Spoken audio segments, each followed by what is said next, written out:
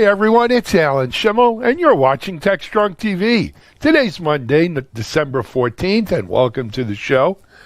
I'm feeling a little better. For those of you who may have watched some couple of days previously, I don't have that big bandage on my pinky finger here as I continue to recover from my losing battle against the kitchen mandolin on Thanksgiving that had me winding up in the emergency room. But it still hurts. But anyway, small compared to so much suffering and stuff going on in the world as we continue here on the cusp of getting these vaccines rolled out and hopefully trying to turn the tide on the whole COVID situation. But we hope you're safe and well and strong, tech strong, and productive as we continue all striving to be during what has been a very unusual year. Really looking forward to 2021. In the meantime, though, we've got a great show here for you on a Monday. Let me tell you, we've got a couple of great interviews, some nice announcements, news, etc. Let me give you a little bit of preview. First of all, a spin-off, well, it's not a spin-off, but it's almost a company within a company coming out of Commvault. It's called Metallic Cloud Security. And I speak to Manoj Mayer. Manoj, longtime security guy, RSA, public cloud stuff, is the GM there. Manoj is going to tell us about what Metallic is doing around public cloud, hybrid cloud, cloud security, why Commvault's done this, and the tremendous success they've had. I think they, starting in the U.S., are now in 14 countries in just a matter of a few months.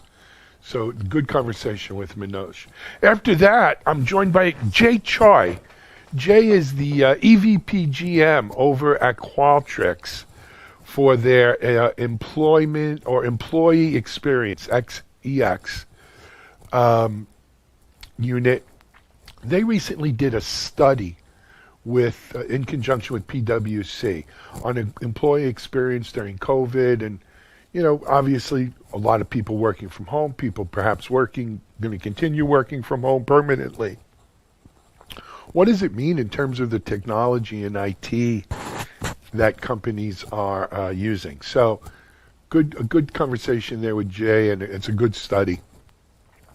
After that, we're going to do, we've got a great CISO talk lined up for today, actually. And this was one of the best CISO talks we've done. Matt Newfield, CISO at Unisys, and Mitch Ashley, my two co-hosts, are joined by Olivia Rose, former CISO over at MailChimp, Heather Riccudo, and if I mispronounce Heather's last name, I apologize. Heather is over with IBM Security and is the driving force behind, I think it's not Girls Who Code, but not women in code. I think it is Girls Who Code, but she'll tell you more about it. Also, Larry Whiteside Jr. he's the president of ICMCP, as well as our friend Julian Waits. Julian's just a treasure, man. Julian's actually one of the founders of ICMCP, and he's also general manager cyber over at Devo, and we love having Julian. He's almost a, honorary co-host of the show. So it's a great CISO talk. We tackle head on and with no holds barred some of the issues around diversity in cybersecurity. So good stuff there. Next, we're going to we have something old today. And even our something old is a killer presentation today. It comes from DevOps Experience back in early October. It's one and only Charity Majors. And Charity is going to talk about the societal ethical path to high-performing teams. And if you've never listened to Charity or you don't know about her, you're in for a treat. Don't miss that. She's a special presenter, special person, not just presenter. But check that out. After that, we're going to turn things over to Charlene O'Hanlon, our Chief Content Officer, where Charlene will give us the news, what's happening along the media ops sites this week, or today anyway. Security Boulevard, Container Journal, DevOps.com, etc. So Charlene will be giving us that, as well as a preview. We have another great week of webinars over on our channels this week, so you don't want to miss them. Check that out. And then we have Jonathan Weiss from Software AG. And Charlene and Jonathan are going to talk about IoT and its role in helping battle climate change and technology's impact on climate change in general. And that's a really important subject. You know, sometimes we forget, we get so hung up in our continuous testing and continuous improvement and CI/CD and cybersecurity. We lose the big picture of just how influential, how important technology is in our daily lives and tackling big issues like COVID, like climate change, like these big things that where we need science and technology coming together. So that's Charlene for today. After Charlene, we're going to switch over to the analyst corner with Mitch, and I'll be introducing Mitch, who's going to have some great commentary and video, and then I'll be back to wrap things up. It's a happy Monday here, man. It's almost Christmas. We're going to take a quick break for a commercial, and I'm going to be right back.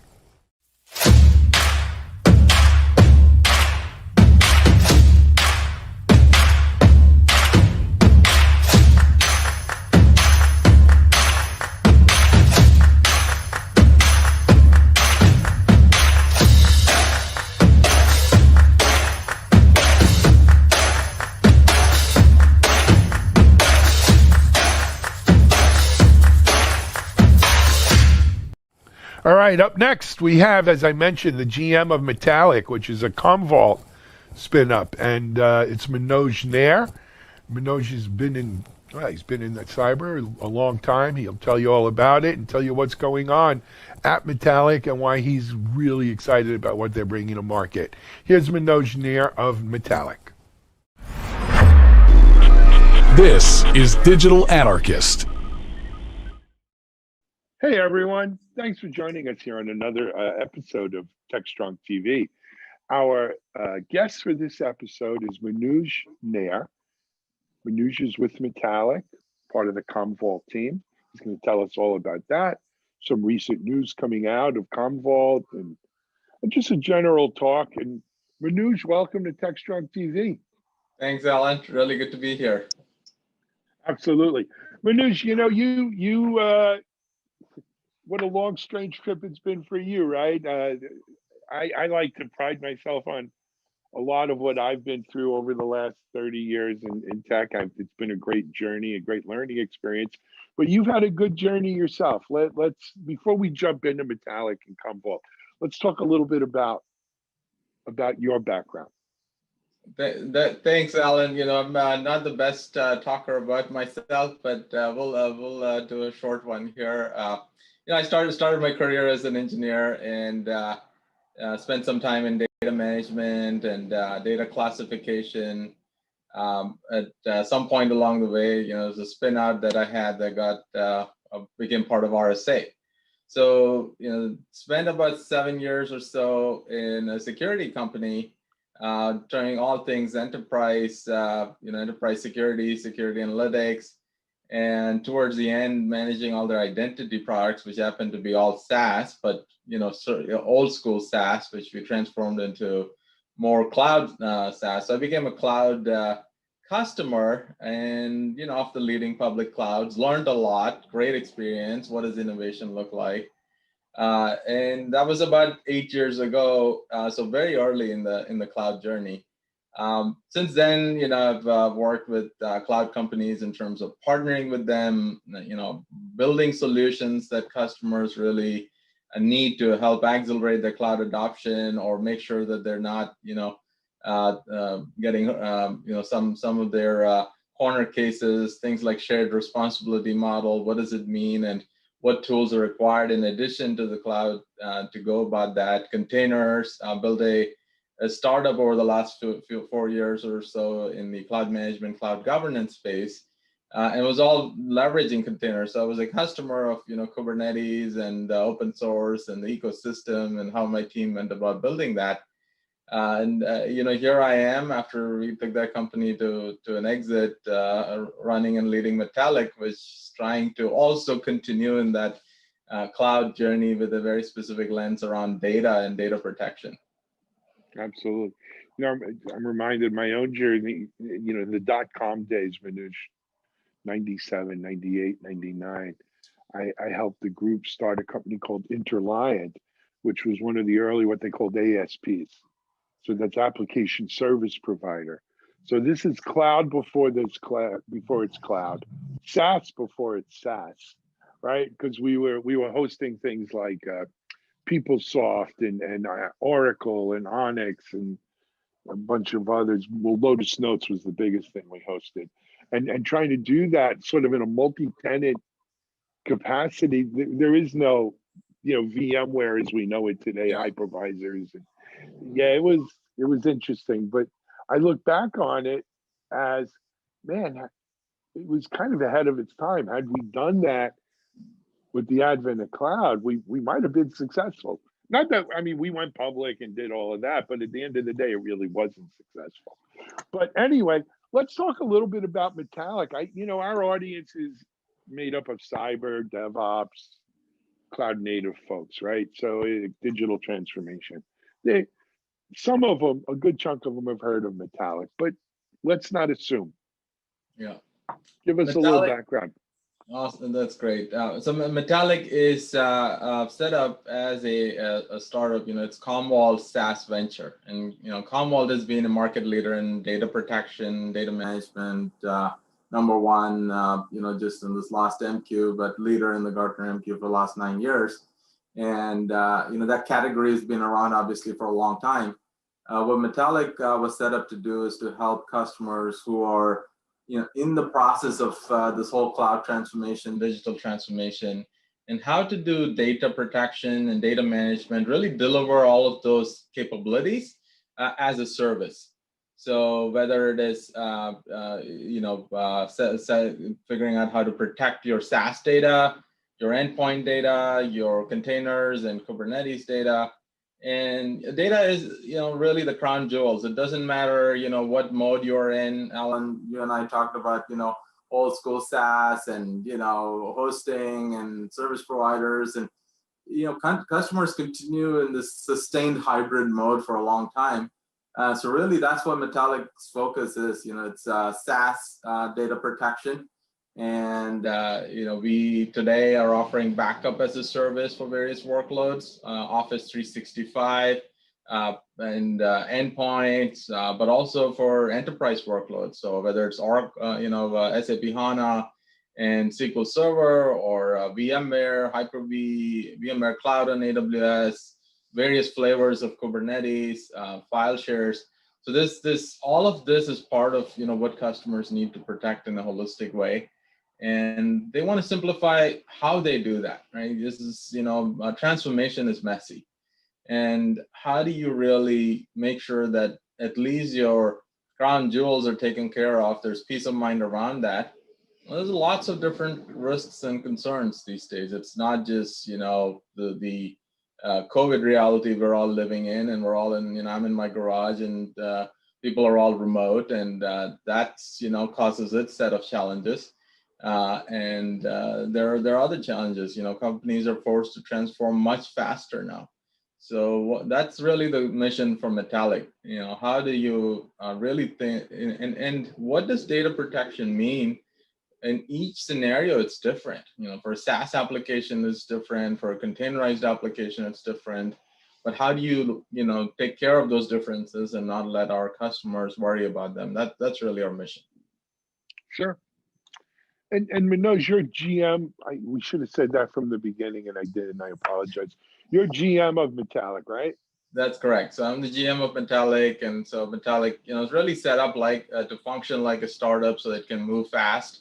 And we've got, we have the power of Commvault behind us, and so we're able to tap into that extended team. But we have our own, infrastructure team, product engineering, sales, everything. We also have a strategic partnership with Microsoft, who is a big partner of this journey with us, right? So Commvault and Microsoft, two trusted vendors coming together to help customers in this journey, and Metallic is really the vehicle in which we're trying to make that happen. Excellent. So Manoj, with your background, your history, no one from Commvault's watching this now, so don't worry. But how is it kind of operating as you said, a startup operating as a startup within this, monolithic kind of, I don't know if monolithic's the right word, but within this, kind of established big company, enterprise, right? No, great question, Alan. It's one of the reasons I came in here, right? I was the CEO of a startup, and as I was thinking of what to do next, the idea of a company that has really been a market leader for 20 years, in the space, being brave enough and bold enough to transform itself. I'm sure read the book. I'm a big fan, Clayton Christensen and Innovator's Dilemma. And Commvault was, ahead of being able to catch this trend and say, hey, you know what? We need a way where customers have a choice. And that choice is really about, how can they get a different model that they might want for delivering the same capabilities in IP, but also customized. What does different mean? What does cloud native data protection really mean? And so, other companies have done it. Some have done it better than others. And, with the progress we have made in such a rapid time, that bold bet that was made, I think 18 months or so ago, when this vision of Metallic was conceived, is really, proving out to be the right way to go and execute really fast in a market that, especially over the last 9 months or so, has been rapidly moving to the cloud. Fair enough. All right. So there's been a lot of news. I mean, I interviewed someone from Commvault. Time is in COVID just goes crazy. I think it was last week, but maybe it was the week before. But I interviewed some Commvault folks recently. There's been a lot of news out of Commvault in general, as well as specific to Metallic. Why don't we hit on some of those things, Manoj? Yeah, no. So Metallic, in the last year plus old now, and really rapidly evolved its offerings. Just this past quarter, we have doubled our offerings and tripled the number of countries we're in. So today, at the start of this year, we were US only. Today we're in 14, 15 countries around the world. We are in all Asia Pacific and in Australia and New Zealand. We're in 10 countries in Europe. We're in Israel. We're in US, Canada. So one is as a SaaS service, the geographic expansion is not just available. It's the compliance. It's GDPR. It's regional laws. It's data residency. We are a data processor, so that has got to be done right and done in a way. So. But our customers around the globe were asking for it, and so we accelerated that global availability much faster than I would say a typical startup would do. But also the offerings, right? So we started with focus on O365 and endpoint. It was always, we have access to the Commvault IP, but we're making this a cloud-native SaaS service. So we take it, take that entire experience in SaaS that includes acquisition. How do you procure it? How do you sign up for a free trial? Can I go to a marketplace and just click and access and start backing up my data? And how easy is it? So simplicity of business model and consumption were key to us. Our O365 customer doesn't have to worry about anything. They connect their account. They never have to worry about the storage. They don't have to worry about the network egress charges and where is the infrastructure. That entire suite just gets backed up.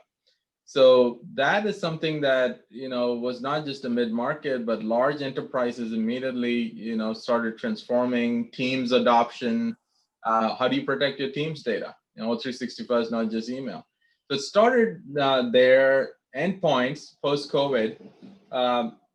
We made the endpoint backup free because if you imagine, you don't want your endpoints to be backed up now coming through the corporate network. Everyone's remote. So you do want it to go, direct to cloud, and we made it available. And we saw the biggest of big enterprises sign up. And one of the largest insurance companies is a great example that they had 6 months free, unlimited, but even before that was over, they just signed up and said, we need the service. Long term, this is the way to go. And so we're starting to see that enterprise traction. And with the enterprise traction is the enterprise workloads. So the doubling of those is really, very near and dear to my heart. Is this, the different paths to hybrid. And what we opened up is 3 new workloads: the Metallic, for VM and Kubernetes backup, Metallic for database backup, and Metallic for unstructured data and objects backup. And all 3 of them, all of them are backup as a service. Again, in the case of enterprise workloads, you have certain other things you think about, but they're all aimed at this journey to the cloud. And happy to double click on that. But that's been all the recent news. There's been quite a lot, and we can unpack that here in a second. So, well, what we should do is make it easier for people at home, because I mean, you listen to you and me talk about it, but people want to digest it. Where is there somewhere on the Magic site or Metallic site that we can kind of, where this is all in one place kind of thing? Yeah, you just go to metallic.io, and right on the website there's this on the top screen there's a video there. I would start there, and just just shows kind of these paths and journey to the cloud. But within there's lots of assets, blogs, different paths, right? You can self-select who you are and which path you want to go and what really matters to you. There's also Microsoft.com/Metallic. So if you're more used to the Microsoft ecosystem and you're a Microsoft Azure customer, we're like a native service within Azure, so that you can start there and go down that route too. Great. Manoj, I mean, the whole idea of launching this and running this in 2020, right, with everything that 2020 has brought us, has it helped, hurt, not really been a factor? What effect does that have? Alan, I rarely quote Mike Tyson in an interview, especially, but you will be the first person on our show to quote Mike Tyson. 2020 is like that Mike Tyson statement, right? Everyone has a great plan till they get punched in the face. And every one of us, our employees, our customers, it's been a punch in the face, right? All those great plans, we're going to go do this, that, this is how we're going to grow our business. In our case, it's about how to have a normal trajectory of growth and go from mid-market to enterprise. And in our customers' case, we talked about some of the journeys and digital transformation having to get accelerated, at the same time security. So for Metallic, the fact that we were launched and in market, it was great for our customers. Right now, they pulled us much faster than we would have made some decisions, but that has been great. You want to be customer driven as a startup. You don't want to be exploring certain things and no one cares. So people do care. It comes with a lot of pressure to move fast, and I'm happy to say we moved fast. The team did a great job and did all kinds of things that probably wasn't conceived. If I go back and look at the roadmap for the start of the year, I don't think it said 14 countries, 6 offerings, and almost launching something new every month was in the plans. And that's really what's happened, right? Our customers are accelerating the journey to the cloud. 30% of customers have made that move just within this year of saying, I'm just going to be 100% cloud, or so that's some of the research out there. Almost everyone has a hybrid initiative, except now it's real. You got to be, right? You are now executing on it. And so from a business perspective, it's not something you plan for, but I think the fact that we have been able to help our customers in some of these in a very unique way and actually accelerate what we can do for them, that has been great, and that's been very fulfilling. Excellent. I told you when we started, the time here goes really quick, man. I know we have more things on our list. You're going to may have to come back and we'll continue the conversation. But we mentioned a lot of the new announcements, the new capabilities, new countries that Metallic is now operating in. What other? I don't want you to say anything you're not supposed to say, but what other countries might we see Metallic in the near future? Yeah, no, we continue to expand, both in APJ and EMEA. There's more. It's funny. We thought we added 10 countries in Europe plus Israel just a month or plus ago, and of course, you get demands from countries that you're not in yet. So it's always like that. We're good. We're nimble at accommodating one-offs, but it's more than one-offs, right? So it's no, we got to go and make it available. So that's happening both in Asia Pacific and in Europe. So you'll see us do more there. And there's also workload requests we get. I'll tell you the number one thing that customers are really top of the mind is security and ransomware. And that, unfortunately, we're living in a time of unprecedented crisis, and the bad guys decide that this is the best time, to go accelerate. No, they never miss an opportunity, right, to take advantage of a crisis.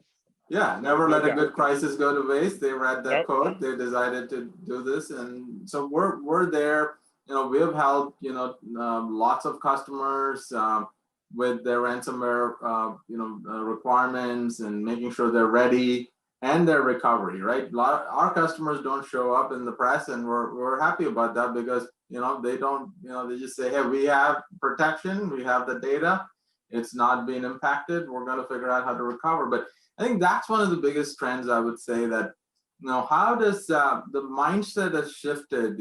Previously, when I was a cloud customer 8-10 years ago, I remember the amount of investigation and analysis went into why are you running the service in the cloud? What about security? To it is more secure if I did this as an air gap copy in the cloud. Why don't you have a data copy in the cloud that is virtually air gap from your environment, so that if you ever get hit, you at least have something else. So cloud has become like the first stop in that ransomware defense, separating your data protection control plane so that backup as a service is delivered from outside your environment has now become very important.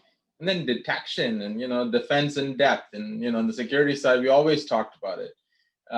What about your containerized workloads, right? Kubernetes, and while a lot of people are still doing dev tests, we've significant acceleration in terms of enterprise adoption. This is a great opportunity to bake in protection and security. Make it easy to recover your entire environment. No provider takes care of it. In the end, the shared responsibility model means the customer is responsible for it. It doesn't matter if they use a managed Kubernetes service or they are doing their own open source version of it. You have to bake that in, and we made it easy. We made it so easy that we're saying, look, adopt Metallic for protecting your production workloads today. You get Kubernetes backup data protection for the lifetime of the subscription. So we're running that special offer over the next 6 months. Anyone who signs up for Metallic for VMs gets Kubernetes backup for free. It's cloud native. It works with AKS, EKS, OpenShift, Tanzu, all of that. And so that's part of what we're trying to do, is make it easy for the future workloads to do things right, do things that you may not have been able to do in your prior architecture. Got it. All right. Hey, we're way over time now. Manoj, thanks for joining us. Thank you. Metallic.io, right? Yes. Site. Come back. We'll continue the conversation, man. Okay? Thank you, Alan. Really enjoyed it. All righty. Hey, this is Alan Schimmel, TechStrong TV. We're going to be right back with our next guest.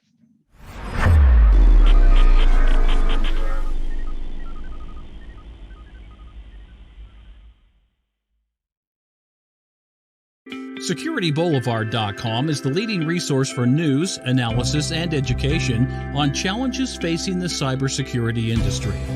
SecurityBoulevard.com covers all aspects of cybersecurity, including data security, DevSecOps, cloud security, application security, network security, security threats, and more. SecurityBoulevard.com has the largest selection of security content, featuring breaking news, blog posts, podcasts, and more. Visit www.securityboulevard.com to learn more. SecurityBoulevard.com, home of Security Bloggers Network. Employee experience is becoming more and more important as the the competition to bring the best employees on board intensifies. With COVID, working remote, people dispersing from urban centers, this has never been more important. Qualtrics and PwC recently teamed up on a study looking at employee experience and how technology and IT is playing a role in that. Had a great conversation around it with Choi of Qualtrics. He's the EVP GM of their employee experience unit. I think you're going to enjoy what Jay and I talk about. Here it is. This is Digital Anarchist. Hey, everyone. Thanks for joining us here on another interview for TechStrong TV. Our guest for this interview is Choi. Jay is with Qualtrics, and he is the Executive Vice President GM of a business unit within Qualtrics called Employee Experience Management, XM. Right, Jay? You got it. Did I get that right? Yeah, you got it perfect. Thank you. Hey, so Jay, first of all, welcome to TechStrong TV. Thanks for coming on. Thanks for having us. We're thrilled to be here with you. Very cool. Jay, before we jump into the study that you guys recently did, I wanted to give a little bit of a background for maybe there are people in our audience not familiar with Qualtrics, the whole concept of employee management, XM. And so why don't we start there? Why don't we give them a little background on the company and maybe a little bit about you as well? Yeah, I would love to do that. Thanks for the opportunity. So Qualtrics, it's actually started about in 2002. And when it started off, the primary focus was being a research tool for academics. Our founder has a really interesting history. He shares a story where instead of kind of working on a hobby car or anything, his father was diagnosed with cancer. And so they said, look, we're going to start a company together. And his father had a background in market research, and that's how the origin of the Qualtrics story. And spent many years just honing in and creating this incredible research tool. And then it grew up into what we would describe as a system of action today. And, creating the experience management category. And so our mission today is we do our best to help organizations identify and close experience gaps. And one of our major business lines is called employee experience management, where we try to help organizations every day identify what gaps they have in their employee experience and drive the organization to help close those gaps. So we're really excited about that. The business is super interesting. And I think there's a really, really strong overlap with your audience and what we do, particularly in light of today in the remote work environment. And so I joined Qualtrics. Actually, this week is my 5th year anniversary. Wow, congratulations. Yeah. Thank you. And so it's been such a journey and a privilege to be part of Qualtrics along with this journey, and then really just kind of helping to build the category of experience management and to reach new audiences like CIOs and IT leaders who we traditionally maybe haven't spoken to as much.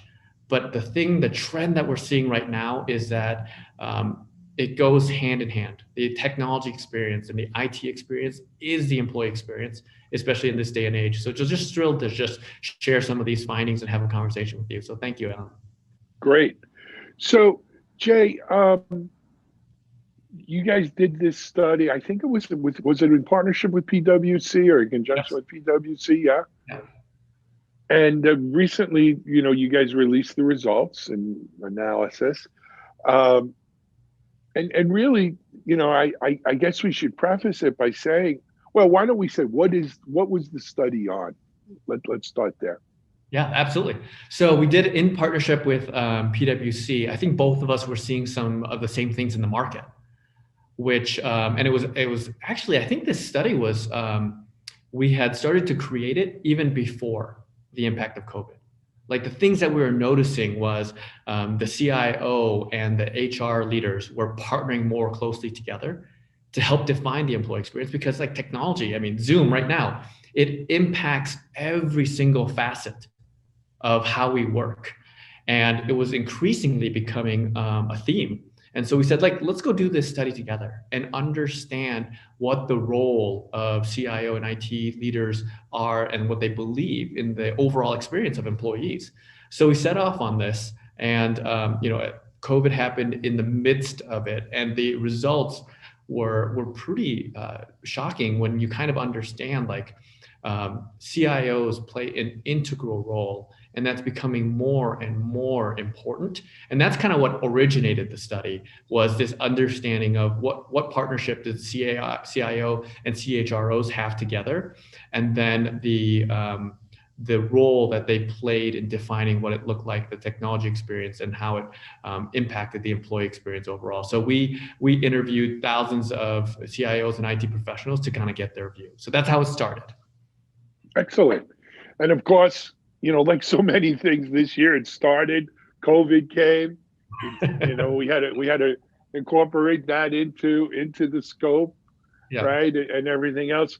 Let's talk a little bit about results, analysis, insight from the study.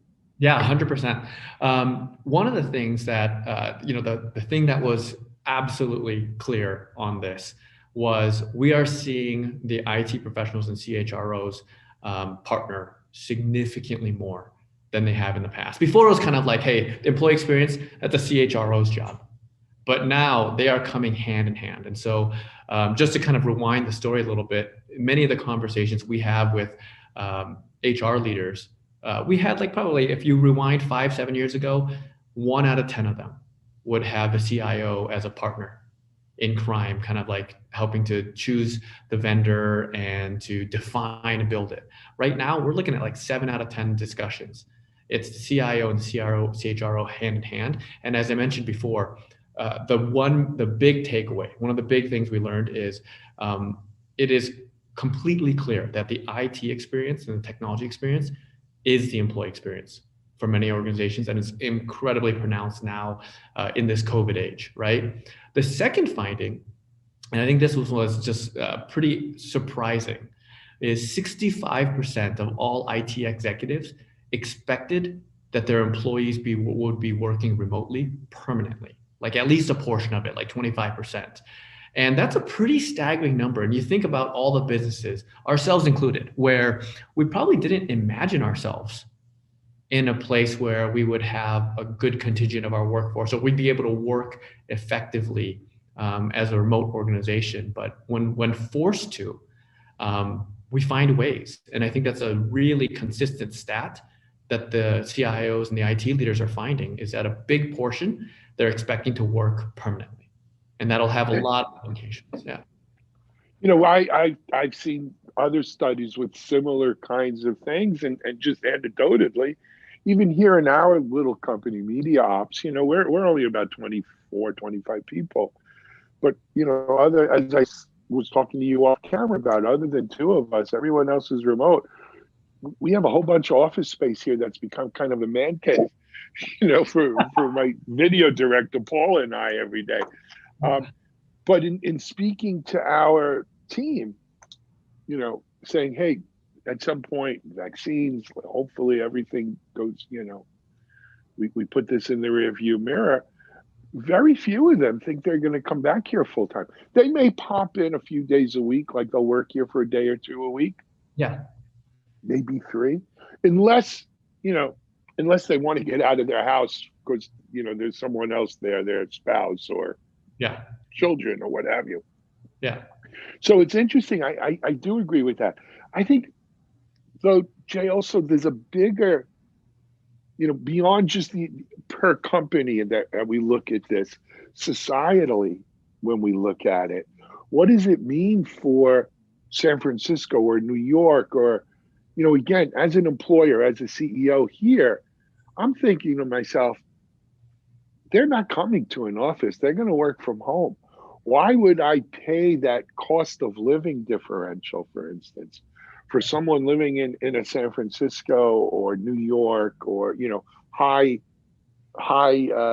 cost of living area versus, look, if someone's living in the exurbs or not even the suburbs, but the exurbs or, a cheaper place to live, I can get the same talent. They're working from home anyway. It makes no difference. Yeah. Right. And do that. And so what does that mean? Bigger picture, right? From it, forget the CIO for a second. Let's even talk from the HR Yeah. professionals picture, right? They no longer care if you're in the metro area or, what it is. It opens a much bigger universe of potential, applicants for any job, Yes. right? Yeah. And we're seeing that play out again in this like petri dish of COVID. We're seeing it play out, but it's not going to go away, I think, when COVID goes, if COVID ever goes away. But it's not going to go away longer term. I think the changes we're seeing here are going to be permanent. Well, I mean, jumping on top of that, Alan, I think you're spot on. Absolutely right. Like anecdotally, I have several friends who have done the exact thing that you mentioned, was moving themselves out of high cost of living areas to a place, especially smaller kids at home. They just need more space. Yep. And I got a 2-year-old and a 4-year-old home. I know how that feels, to just need the area. And I think the impact on the high cost of living areas will be real, and it's already happening. If my friends are any indication of it, and it actually has a really interesting set of opportunities and challenges for many of the HR leaders and the businesses that we've spoken to. I remember speaking to a chief experience officer recently, and they said, look, it's how we compete for talent is going to change dramatically. Like being able to offer remote work, it's not like a nice, it's an expectation moving forward, that like it's an option, or a mixed model that you said where people are going in a couple days a week. That's the new kind of model of, there are days that people will be moving in, and in order to compete for talent and get the right talent, they're going to have to rethink how they manage their workforce. And then the second thing that has been kind of a really exciting opportunity is by opening up how they think about work, it really allows them to think about diversity, equity, and inclusion a little bit differently, right? There's a huge applicant pool that's now available to many organizations if they're not bound by physical office space.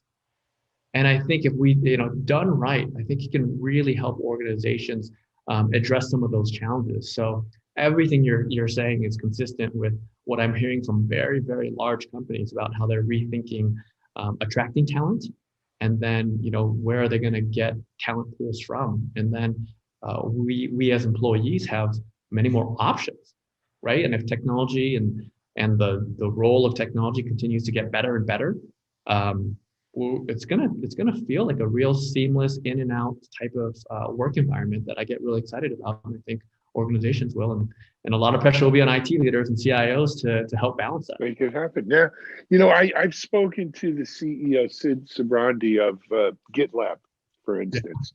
Yeah. They're a big DevOps company. They were 100% remote from day one. They never had an office. They have, I think, 1,200 employees and 1,200 offices. Yeah. And he told me something that this is before COVID, Jay, right? But it's bared out, which is this whole thing that you and I are talking about becomes sort of a self-fulfilling prophecy too, because as more people move out of these high rent areas, right, out of San Francisco or New York or Boston or whatever, and disperse into exurbs, rural areas, places where they have more room, more bang for the buck. Yeah. There's still only so much great talent available, no matter where they live. Mm-hmm. And all of these companies compete for that talent, especially in the IT space when we're talking about software developers and cybersecurity and DevOps and so forth. So once those people make that move, Jay, it's really hard to say, no, I'm sorry, I need you to come back. Yeah. I need you to come back into the metro area here because I need you in the office. And this was Sid's point. Yes, maybe name the biggest companies in the world, Fortune 50s. They're big enough to have offices everywhere, right? It's not just the biggest top 10 cities. They have offices throughout the world in many, many locations. Yeah. Most organizations don't, and they won't. Yes. So if you want to hire people, you got to take them where you find them. And you're going to find them increasingly very dispersed. Yes. So it feeds, it's almost like a self-fulfilling kind of prophecy in terms of how that's going to play out. I wanted to, though, kind of pivot a little bit if we can, Jay, and talk about, so I think, we're in violent agreement. What does it mean for IT leaders? What does it mean for CIOs? What did the study show they're doing in response to this? Yeah, one of the findings, which was very encouraging, and I think it underscores why this idea of experience management is so important, is the concept of experience management is we help organizations constantly monitor every single experience, right? An example was one of the senior leaders in our organization. They struggled with a VPN setup for their computer. It could not, was literally out for 2 days because every 30 minutes they got kicked off, right? And that's, in many ways, if that wasn't available or unknown, it'd be a blind spot, right? It'd be a poor employee experience and a poor productivity experience. And that's why having an always-on system of action of experience management, I think, is even more critical in today's environment. But the stat that was really encouraging to me was 94% of organizations said that they analyze and capture feedback from their employees and constantly make changes. But the big theme, I think, is different. And one of my friends is also at the Git organization is, and I think there's implications here for many of the CIO and IT communities, is there's a difference between an organization that allows remote work and the organization that's designed for remote work. You're right. Excellent. And I think that'll be a really key theme moving into the future, which is, hey, we let you do this versus, our operating processes, our technology stack, how we think about creating an environment where people can collaborate. We are designed for that type of environment. I think that'll be a new charter that will become increasingly important for many of the IT community. Yeah. In reading sort of the summary, if you will, of the study, one of the stat lines that popped out to me was that, CIOs are, quote unquote, listening to employees. Mm-hmm. Something like, I don't remember, 65%, whatever it was. It was a high number. Yeah. And some may look at that and say, well, it's about time, but yeah. Realistically speaking, talk to us, Jay. What's important about that? What's the ramifications of it? Yeah, I think at least in several of the organizations that we've partnered with, it's changing where it's not just speeds and feeds and DevOps just getting stuff out there. It's like, have we really tuned and optimized for our employee base? A few kind of anecdotal struggles is one of the challenges that many of the IT leaders and people who are in charge of kind of this component of the business, they have a playbook, right? They build these mini focus groups, and then they test kind of the user experience. That's where they're getting their feedback from. But it's not representative of the entire population. That's where it breaks down, especially when you think about international or global footprints. Like the way they work in Russia is distinctly different than how they operate in the US, and the tools and the things that they need. And so one of the product lines that we're excited about for us is we created this thing called Employee XM for IT. And it enables IT leaders to not just have this mini focus group, but to instrument massive parts of the employee and the technology and the IT experience and get statistically relevant understanding of, there's 3 things I can work on to go fix. What I'm finding that will impact the IT technology experience the most is, call center knowledge, or whether it be, one of our primary applications and how we deployed it. They finally have the thing that they get really excited about is oh, I finally have data from the entire universe, not just the 6 people I call every time. And I think that's really incredible. And when you think about the stat, I think it was actually something above 90%. They want to listen. They're just not feeling really confident that they're getting the right signals and they're getting them from the right places. So they're being able to instrument every single piece of the technology experience from Zoom to collaboration tools to the simple things like their office suite. Like they've never had the ability to do that, and now they can and make real changes in real time and change the actions. It's powerful, and I think it will have a real impact on the employees. I agree. It is. So I have this belief that the laws of physics apply, and time only goes in one direction, right? You can't, even though science fiction's full of stories, you can't make time march back. You can't go back in time. Yeah. And I think that's going to be a very real thing with some of the stuff we're seeing, like that came out of this study, some of the stuff we're living through in terms of changes that COVID is wrought to the way we do business. And really, and as you said, with IT kind of leading the way, IT and technology leading the way in what these changes are and how they're manifesting.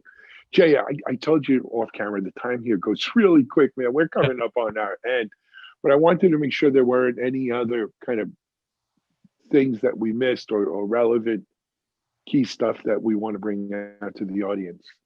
Yeah, well, thanks for the opportunity. The thing that I would just bring it back to is, it is when COVID hit, a lot of organizations paused their listening study, right? They're like, oh, we don't know how we're going to react.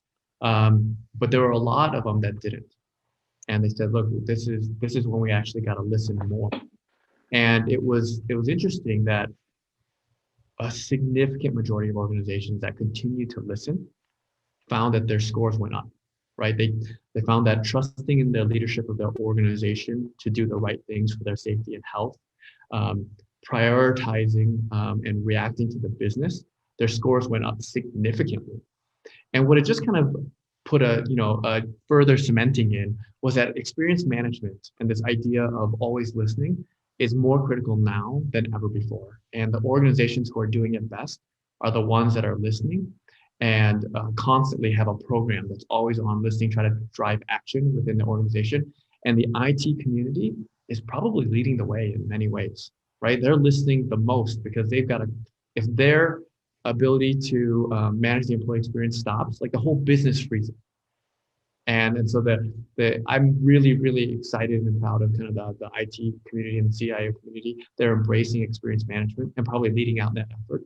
And that's leading to real productivity and happiness gains in a really tough time for employees. And I think that's pretty special. It is.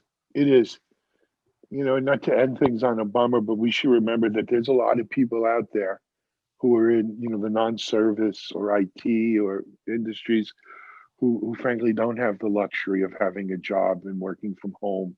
Yeah. Right? A lot of people are just home not working.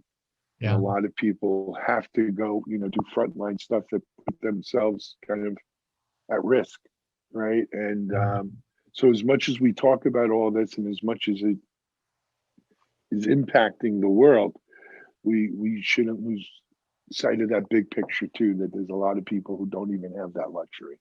You're exactly right. And, hopefully things get better for them as well. Anyway, man, Jay, thanks for coming on and joining us here on TechStrong TV. Come back again when we have some more good news stuff to talk about. It was a great discussion. I would love to. Thank you, Alan, for having us and just really enjoyed the conversation. All righty. Jay Choi from Qualtrics here on TechStrong TV. We're going to take a break and we'll be right back with our next guest.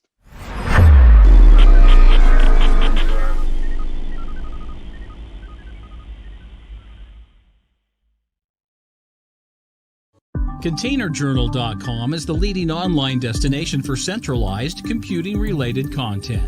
ContainerJournal.com covers all aspects of software containers, from container management, data management for containers, container security, networking for containers, to the entire container ecosystem, Kubernetes, microservices, serverless, and more. ContainerJournal.com has the largest selection of container-related news, featuring breaking news, blog posts, podcasts, and more. Visit www.containerjournal.com to learn more. ContainerJournal.com is operated by MediaOps Inc., the team behind DevOps.com, Digital Anarchist, SecurityBoulevard.com, DevOps Connect, and DevOpsDozen.com. You know, as a member of the cybersecurity community for 20 plus years, we certainly had a long way to go around diversity. I was there when we were fighting against the booth babes at RSA and Black Hat and so forth. I was there when women were talking about being sexually harassed at cyber conferences, security conferences. I don't even think we called it cyber then. I was there when you looked around the room and you didn't really see many people of color, maybe Southeast Asians, right? But African American, Latino, you didn't see a big representation. We've made progress, but we still have so far to go. And to think that we don't ignores the issue. We had a great CISO talk. I'm joined by my co-host, Matt Newfield, CISO of Unisys, Mitch Ashley, CEO, Accelerated Strategies Group. But we're three white guys. And quite frankly, who were we to say? But we had some people who do have a say. Olivia Rose, former CISO at MailChimp, Heather Rasuto from IBM, who is behind Girls Coding program at IBM. She'll tell you. I think I have the name wrong, but she'll tell you about it. We're also joined by Larry Whiteside Jr., who's a real voice for diversity in the community, and he's the president of ICMCP, and our honorary host at CISO Talk, my friend Julian Waits. Julian, what an interesting repertoire Julian has. Jazz musician, Reverend, GM Cyber at Devo, and he brings a lot to it. Not to mention he, as a person of color, he's also the founder, or one of the founders, of ICMCP. It is a great conversation. Listen to it. Take it to heart. I think you got a lot. You're going to find it really enlightening. So here's now my CISO talk on diversity and security.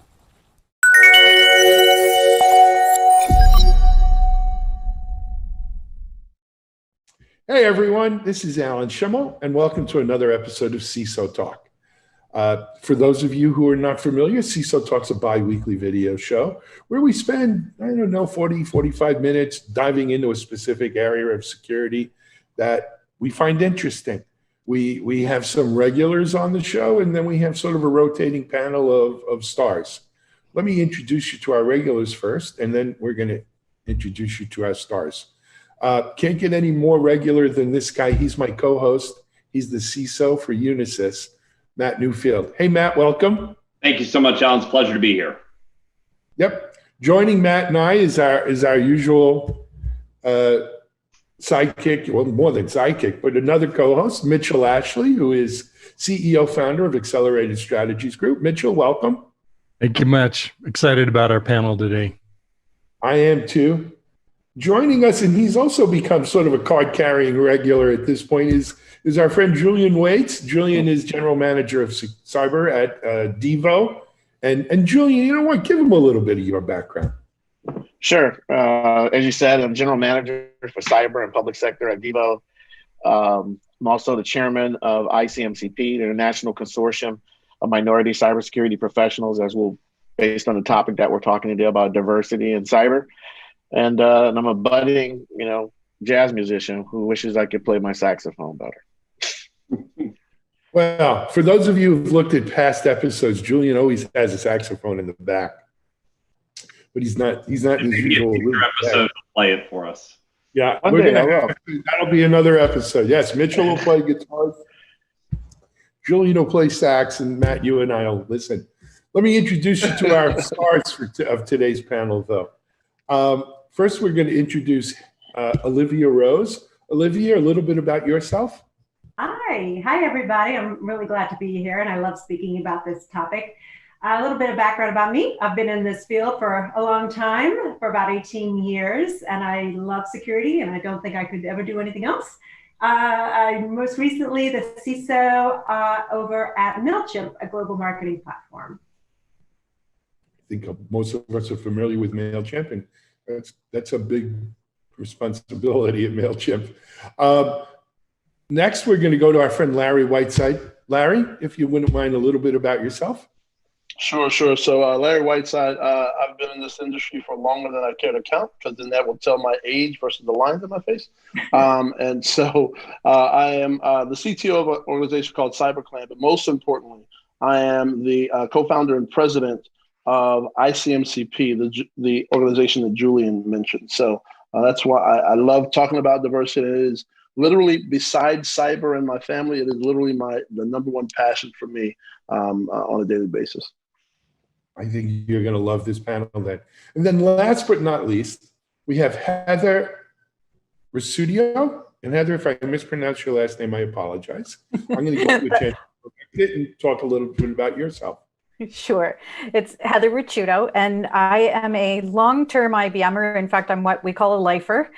And what I do at IBM these days is lead academic outreach for IBM Security, which essentially means that I evangelize the need for cybersecurity skills around the world. And I also am heavily involved in women's diversity initiatives at IBM, specifically in the area, or most particularly in the area of cybersecurity. So, for example, we're a proud sponsor of ICMCP. That's just one of the many things that we get involved with. Great. You know, I can't think of a better panel. Our associate producer Jody actually helped put this together with Heather Rock, and what a great panel to discuss. As many of you have mentioned, today's topic is diversity in the security space.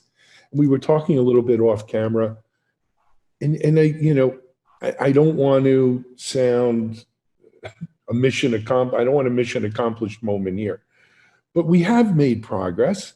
We have made progress in this industry in diversity from where we were, let's say, in 2003 or 2004, where I think, frankly, if a woman showed up at a cyber conference, she had to really kind of mind her P's and Q's, and it wasn't pretty in a lot of ways, and it was somewhat demeaning.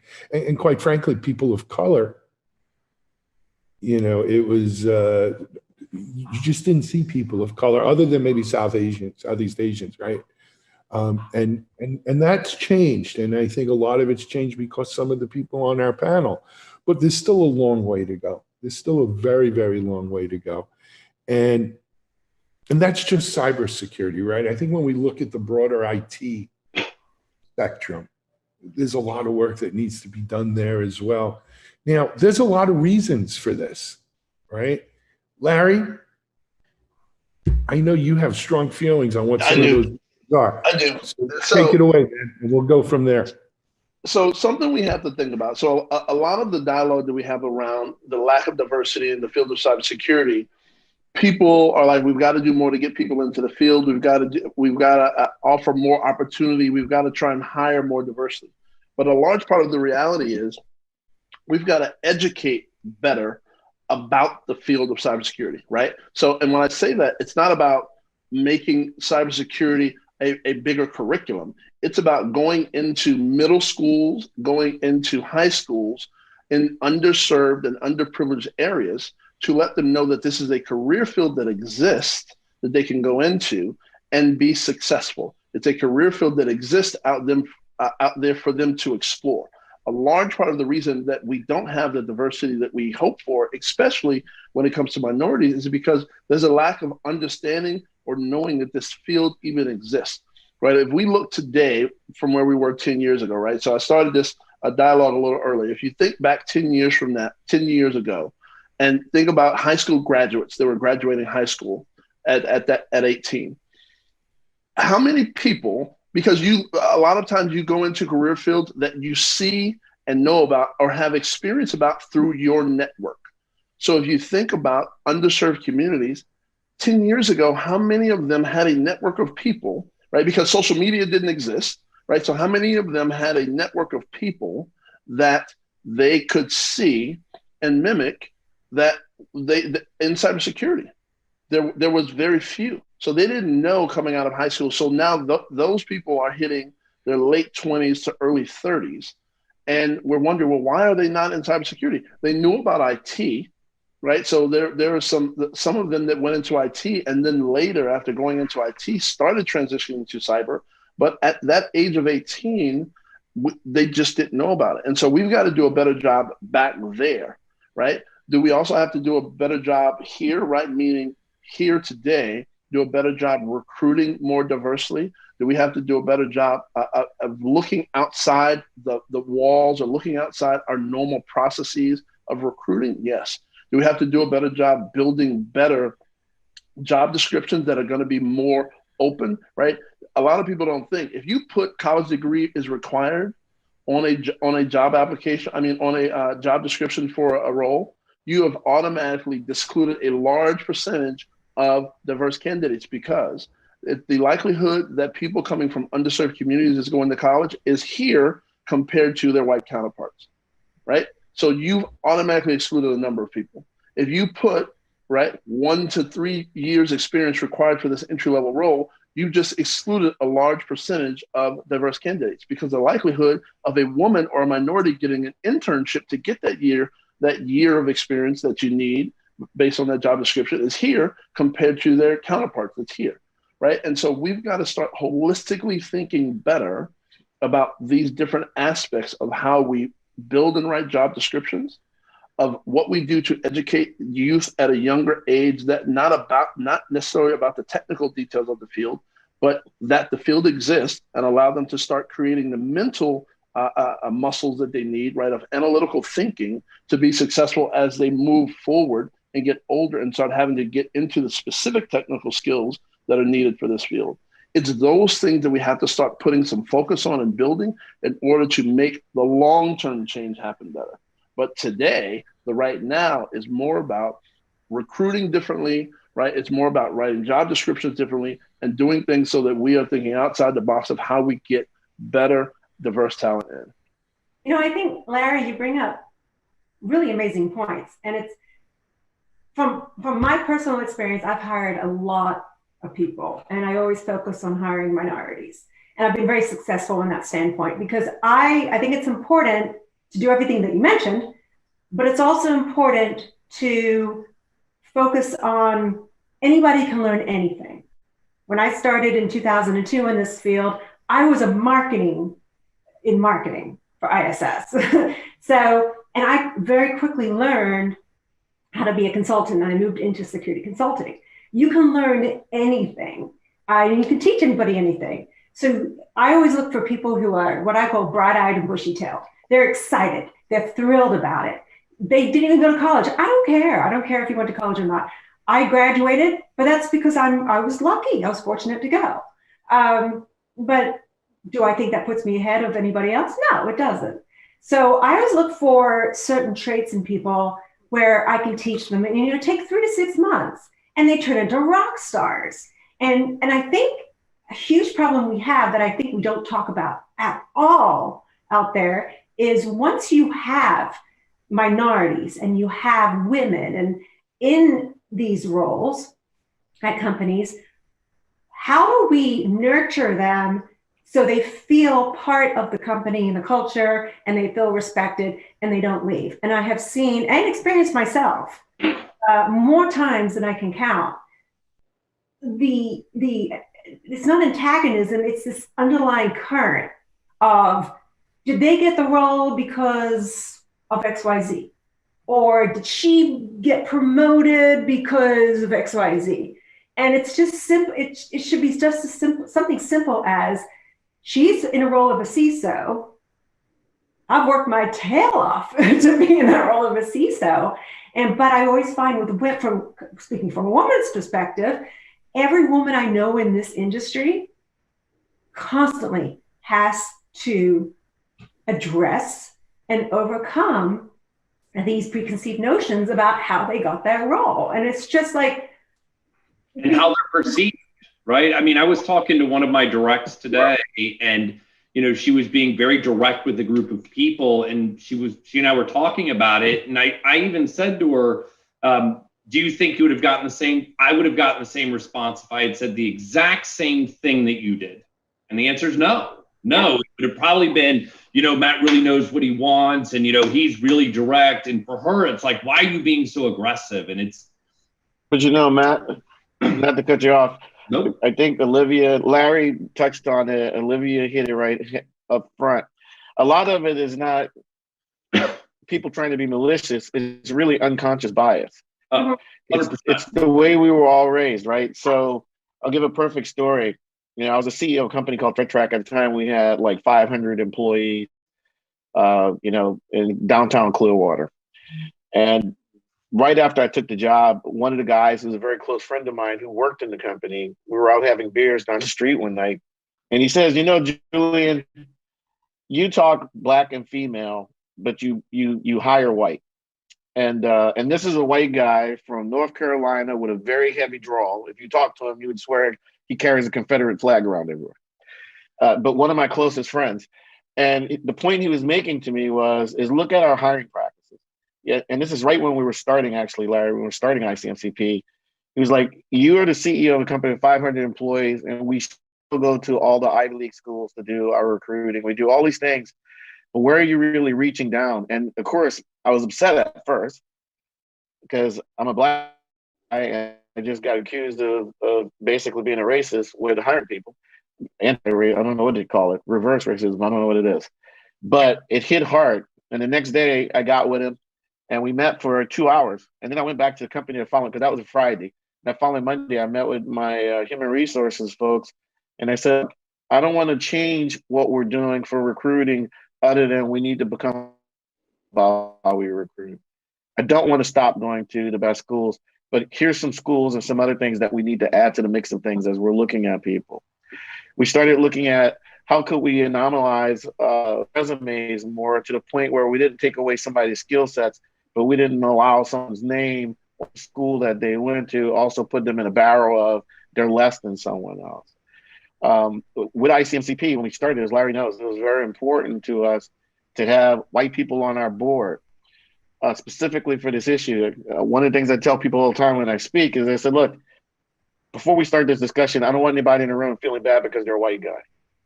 You were born that way, and that's fine. What I want you to feel bad about is if you weren't aware of these issues, and I want you to do something about it when we leave the room.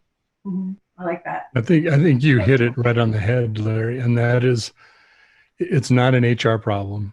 It's not a people aren't applying to our job posting problem. It's a leadership problem. I believe that leaders don't know how to hire for diversity other than to ask HR to go find me more diverse candidates and to look at the pool of candidates we have to say, is there some diversity in it? You're right about that.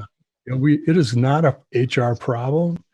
It is a leadership problem. Well, and I'm going to disagree with you a little bit. I'm going to let you finish your point, but I'm going to disagree with you, and I'll tell you why. Okay, good. I definitely want to hear your perspective on it too. And I don't mean that HR isn't part of the problem, but when we talk about diversity training, although at least what I've received is not really helping managers understanding how to, what you were talking about, Larry, about what are the ways to write a job description? How many people we discriminate against when we put a certain college degree? We always overstate educational credentials, I think. I definitely credentials, background. It's ridiculous. It's a unicorn problem. We're like, we want this person. Well, they don't exist no matter what diversity or not. And I'm not going to pay.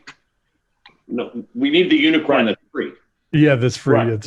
It's cheap. So I get my point is I love what Julian, you said about going out and being part of the outreach, being part of the let's go find and help those people find us, whatever communities we can reach out into. And I say that I'm sure there's a million ways I could have done this better myself as a hiring manager, but it is a leadership problem. That's my point.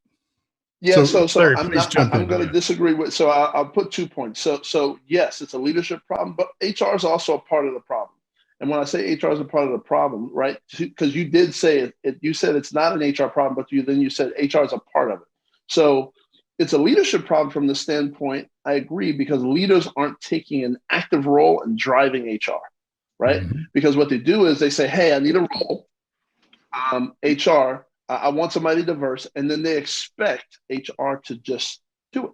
They expect that HR knows how, has the processes, right? They are the talent management people. They are, right, the human resource people. They are the one that is going to help understand, right, this whole people problem thing, because that's what they do. So yes, there's a leadership problem because the leaders don't lean forward and get actively involved in making the change and forcing HR down the path that they need them to go. But HR is also a problem because HR has not chosen to get out of their own way and operate differently, right? So I took on the role of the president of ICMCP at the beginning of February, January 31st to be exact, right? And so at that board meeting, when I raised my hand to do it, I knew that there was going to be a lot of conversations that I needed to have. So one of those conversations I started having was with hiring companies. And as I began asking them about what are they doing to hire diversely, all of them have said, well, we're doing what we've always done. We go out there and we post our resumes. We post the jobs out there and we pull resumes from, Dice and Indeed and blah, blah, blah, blah, blah, blah, blah. And I'm like, so what is your expectation? If you're doing things the same, how are you expecting different results? Well, we sort of think that by doing that because we want that HR is going to then weed out and find the diverse candidates that are in there and present them to us. That's what the hiring managers honestly think.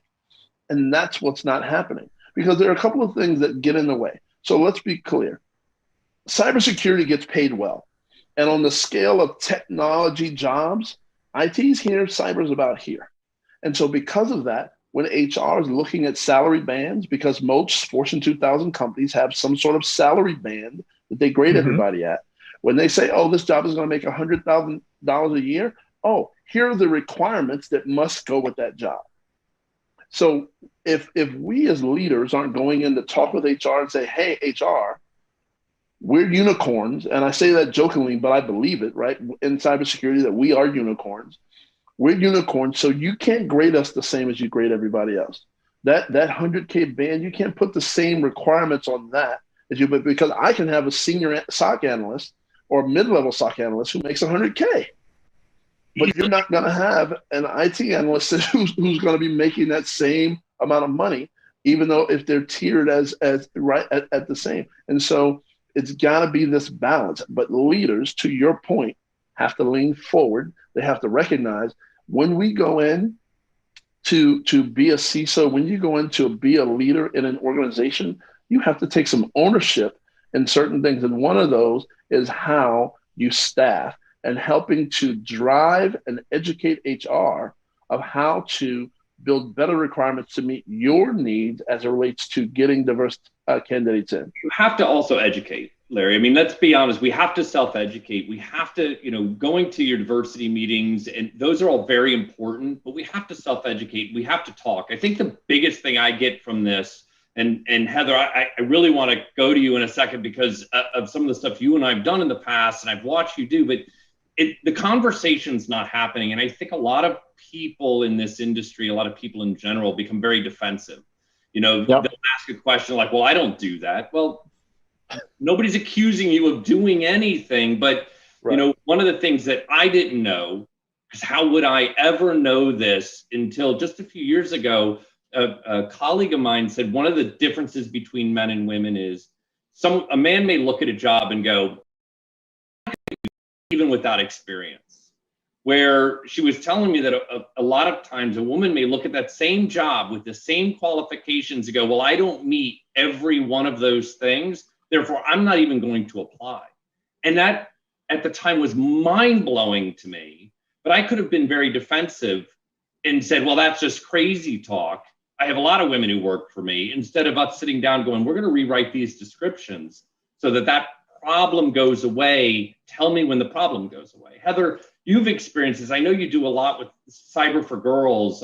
What are your thoughts on this? Yeah, no, first of all, I want to say, I agree with so many of the points that have been made. And I think that an underlying point here is that there isn't a single answer to, or a single action that can be taken to build a more diverse and inclusive workforce. It takes all different types of initiatives, many of which have been mentioned tonight.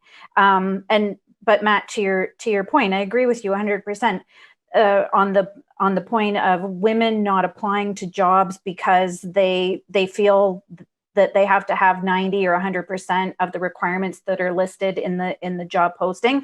And so going back to the point of educating people about cybersecurity isn't, that's not the only requirement. There's a requirement to educate underrepresented populations on how to get into cybersecurity. And one of those things is exactly that we need to make women aware that, guess what? You don't actually have to have 100% of the requirements under your belt before you apply for a job.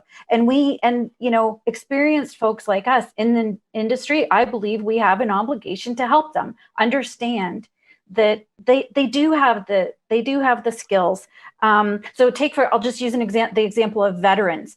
Veterans often struggle with how to translate, they want to transition into a field like cybersecurity as they move out of the military.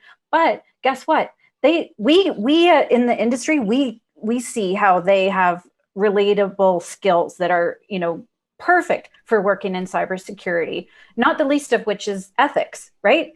And I guess that's not a skill, that's more of a characteristic, but they often need help from folks in the industry to work through how to translate the skills they've developed in their military service to applying those to required skills in cybersecurity.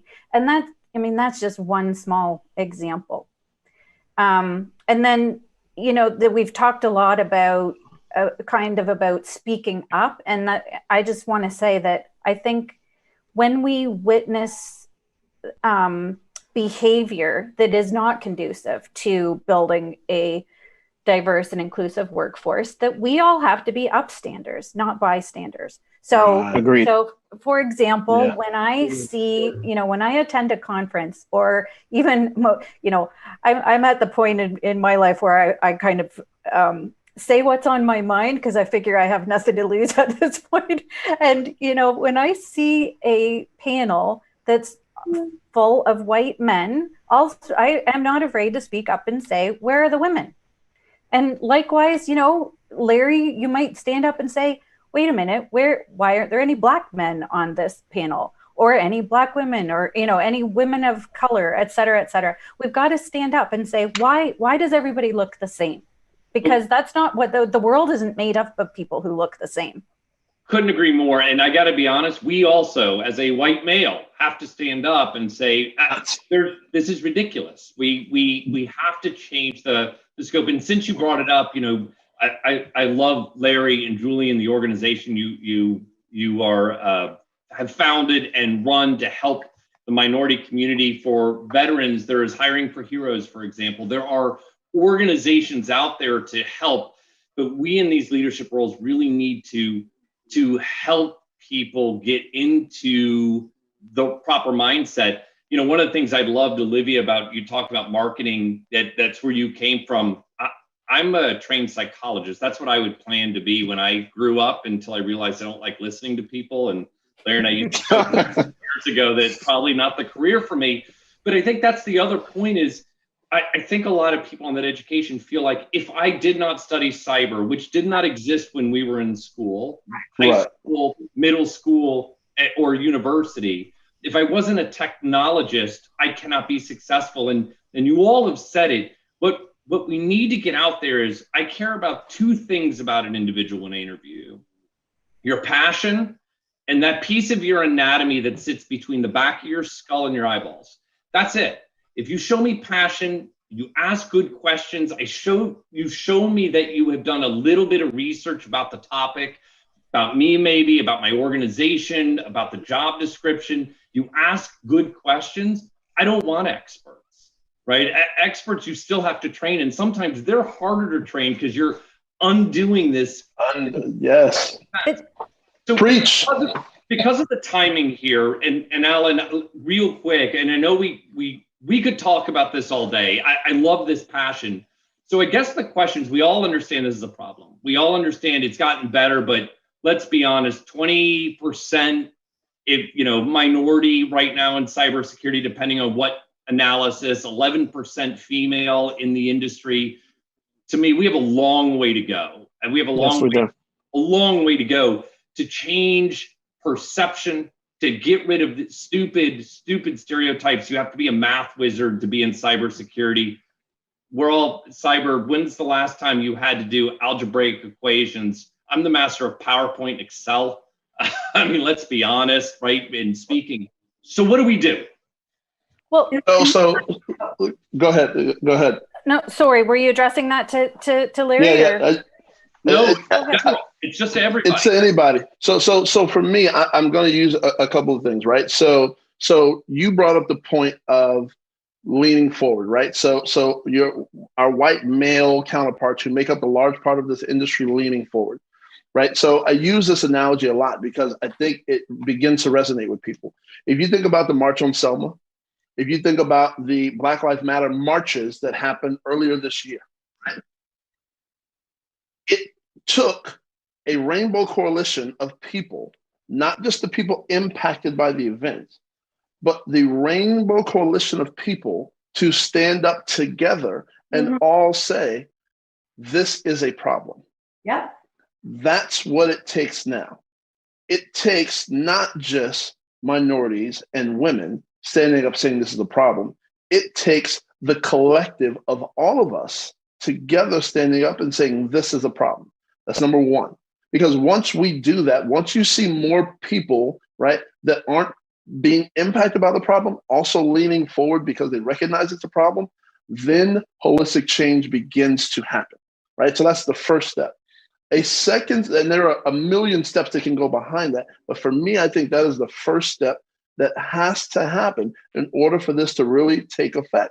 Because if it's just minorities and women, right, standing up, saying that this is a problem, it will sit and fester, and it'll fester because you'll still have the unconscious bias, and you'll have people saying, they're just complaining. Look at the numbers. I see them everywhere I go, right? So look. As an example of that, just real quick, I'm sorry to interject here, but it's interesting. That came to light.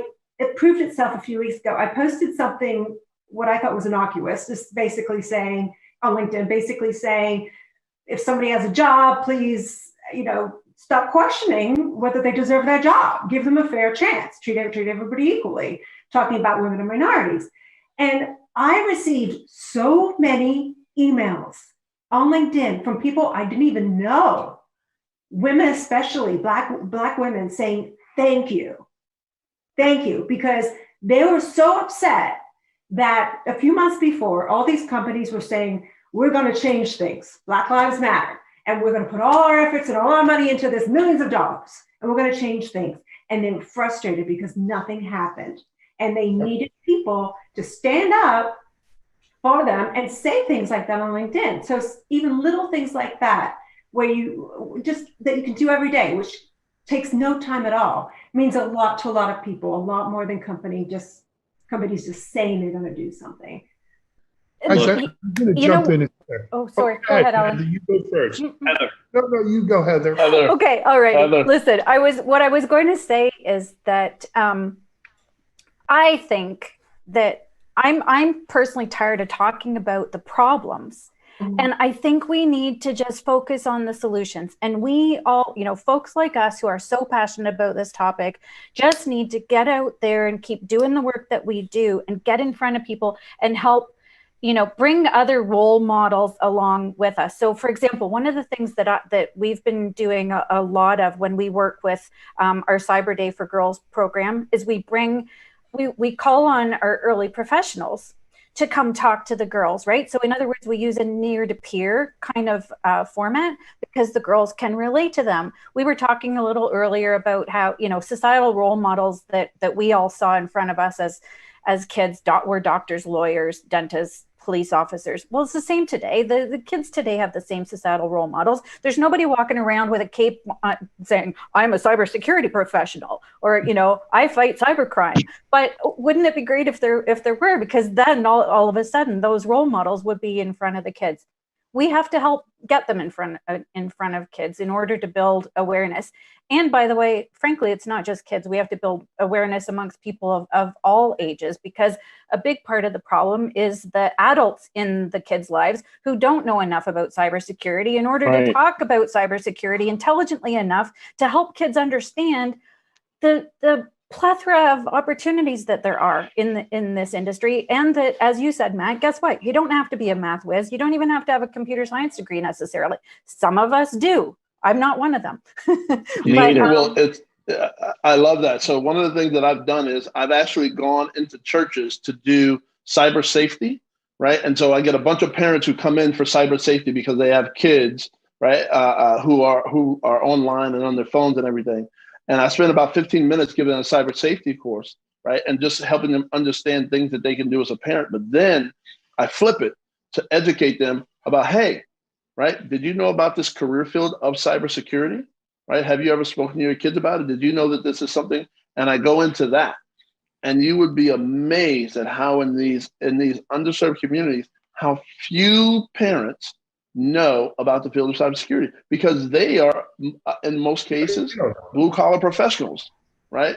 Yeah, they are blue collar professionals working in areas where they don't come across that type of thing, so they don't know. Only know it from movies. Well, right. The other thing is the dude in the hoodie. But the other piece of that, can you guys hear me?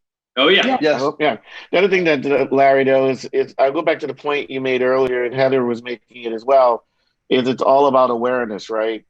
It's not just awareness on the part of the group of people that we're after, but it's also awareness on the part of the people who can do something about it. It's both sides of the equation you have to think of. Even in today's environment, now that, some universities are starting to offer cyber programs and stuff, most people still don't start their IT career thinking they're going to end up in cybersecurity. It sounds like none of us on this conference call started that way. I was a jazz performance major in college and a religion minor. And I went in IT, and then because I'm old enough, I was one of the first people to go from the information security to cybersecurity switch, right? I was there in the early 2000s where, back in mainframe days, we didn't worry about security too much. It was all enclosed in one thing. But the more we wanted to get data as to many places as possible to do business faster and to react faster, and the internet was never designed to be secure in the first place, it just got more and more porous. And then the problem began, and I happened to be there at the beginning. But I go back to something my father said to me, and of course, he didn't create it. It's hard to be it if you can't see it. And so one of the things that's most important to us with ICMCP is to make sure as kind of fathers in doing this, I'll use that term, Larry, the way we started, it was actually Devin Bryan who had the idea. He's now the CISO at MUFG. Devin called me one day and he says, hey, I want to meet with you, and I'll meet with you in Tampa where you live. He says, but we got to do something about the makeup in the meetings that we're in. In my case, I'm an entrepreneur who went into cyber. Well, I'm a cyber guy who became an entrepreneur. There were very few Black CEOs in cybersecurity. I mean, at the time, people that you knew, there was maybe 3, I think.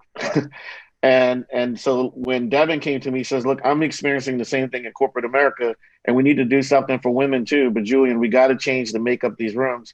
And I need access to your Rolodex to get started. And she'd be nice if you'd write a check to help too. And so, I had to put my money where my mouth was, because I kept talking about it. And then I had to get the passion in action. But the key thing that I tell a lot of these young people and women when I meet them is it's not just about getting mentors who look like me. When I started my career in New Orleans in IT, all of my mentors were white because there was nobody Black in our department. There were very few women. And so it was white guys who said, gee, I think this kid's pretty smart. I think he can add more value. Let me not just help him with his technical skills, but also his soft skills so he can learn what it means to work in corporate America. And I think as that is my history, I think that's what helps a lot of people is just reaching down or reaching over, I shouldn't say down, to help other people become aware of what it is. Because once they see it and they know it, it opens up a door for tons of possibilities. I think we should continue this, and I will throw one thing in there, and I'll hand it back to you, Alan.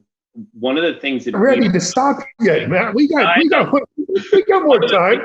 One sec. One of the things that we should also do for ourselves, mentoring people that don't look like us is a good thing. Absolutely. But getting a mentor for ourselves that does not look like us is game changing. I promise everybody watching this, my mentors do not look like me. And what I have learned has helped me tremendously in my career, in my personal life, my friendships. It's been eye-opening. I agree 1,000%. So there you go. Alan, I'll hand it to you. So Larry,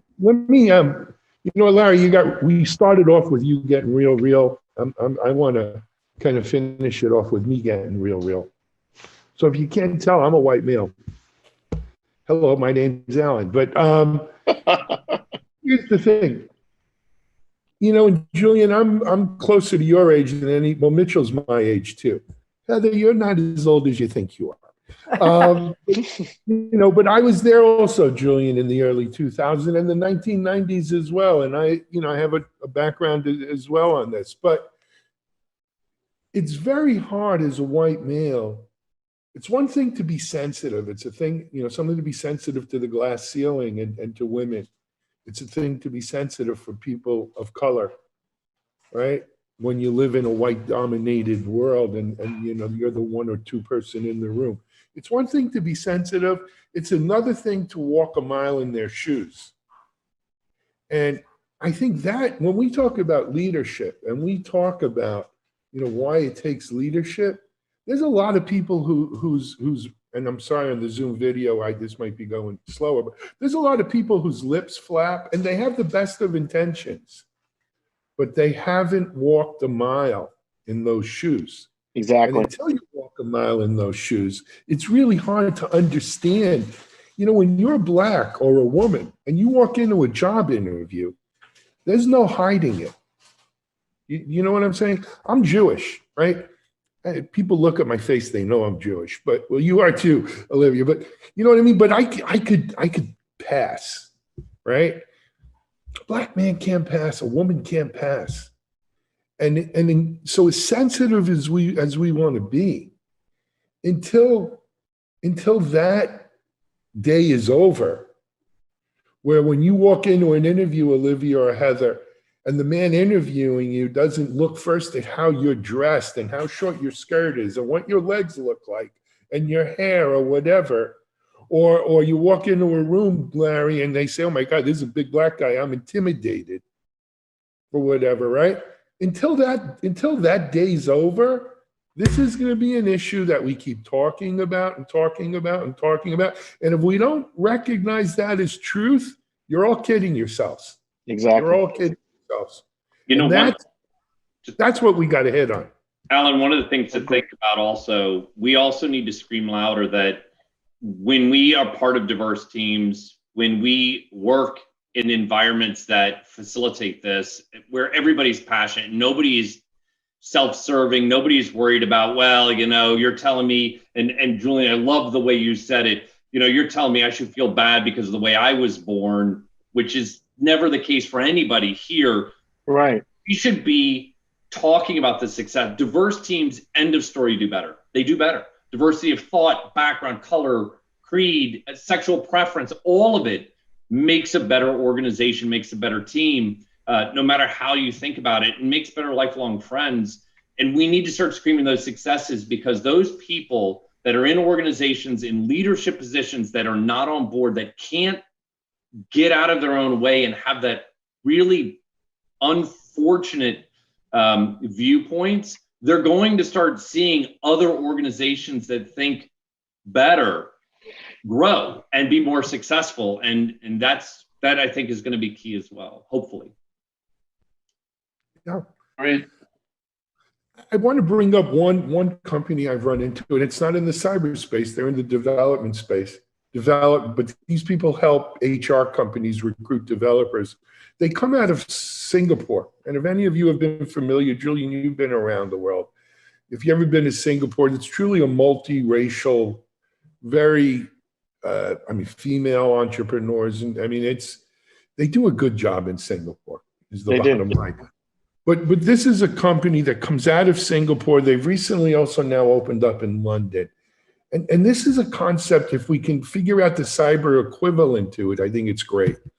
You got a job, oftentimes for developers, part of the job application is you got to submit some code.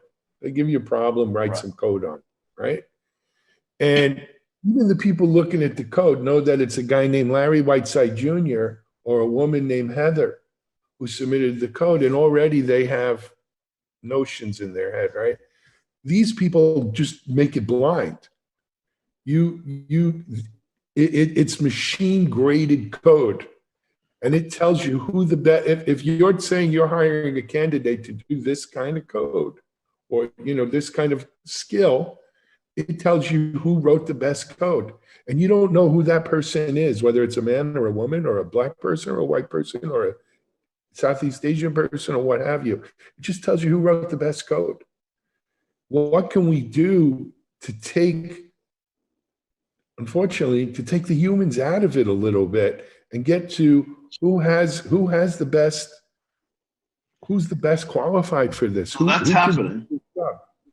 Well, So well, go ahead, Larry. I'm sorry. But so there's some of that happening, right? So there's some of that where they're utilizing cyber ranges, right, to create testing mechanisms for candidates that they want to bring on board in technical roles. But the thing you have to understand is our field is so broad that works well for technical roles, but it doesn't work well for these non-technical roles, right? Additionally, we aren't completely taking the other characteristics out. We're utilizing that as a factor, right? So those organizations I know doing it are utilizing that as an additional factor, but they aren't taking the other characteristics out. And so it's a challenge. And if you don't fix the rest of it, you're not going to keep them. You may get them in the door that way, but you're not going to keep them. If the unconscious bias is still there, or any of the other things this panelist talked about is still there, they will come in the door excited. They will be out the door 90 days later. Absolutely. Well, Pay bias is another factor. Yeah. Well, what I would tell you though is even the test itself, in the way it's laid out, also has bias built into it. Sure. And I know of organizations that have tried this. The issue that you run into, so in Singapore, it's a lot easier, even though it's a very diverse environment.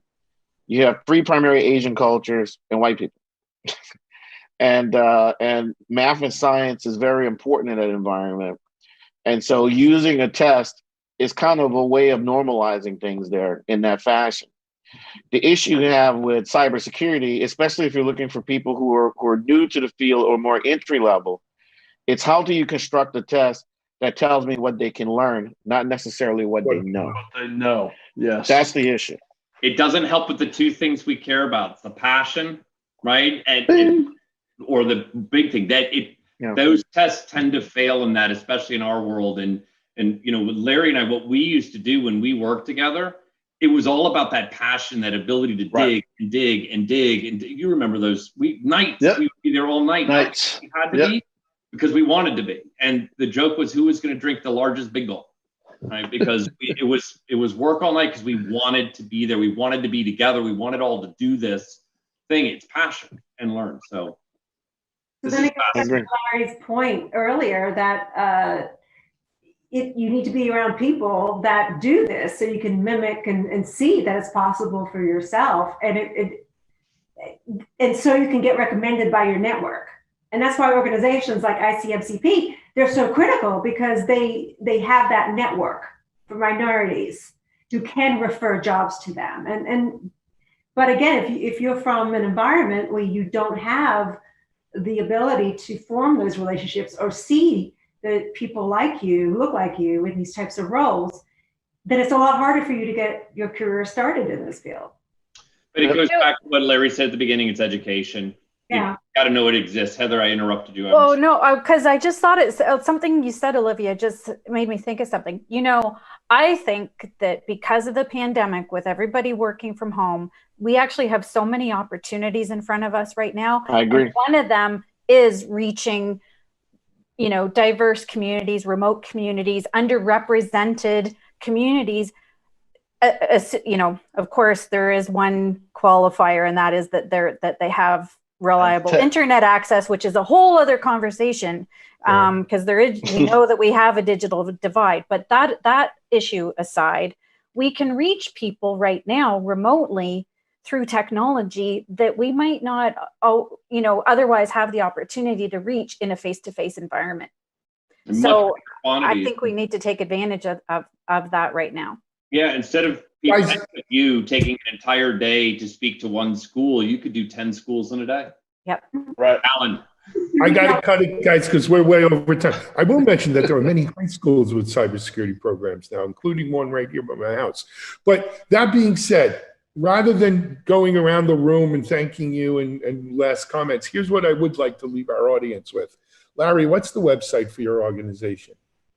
Thank you. It's www.icmcp.org. Okay, so check that out. Sounds great.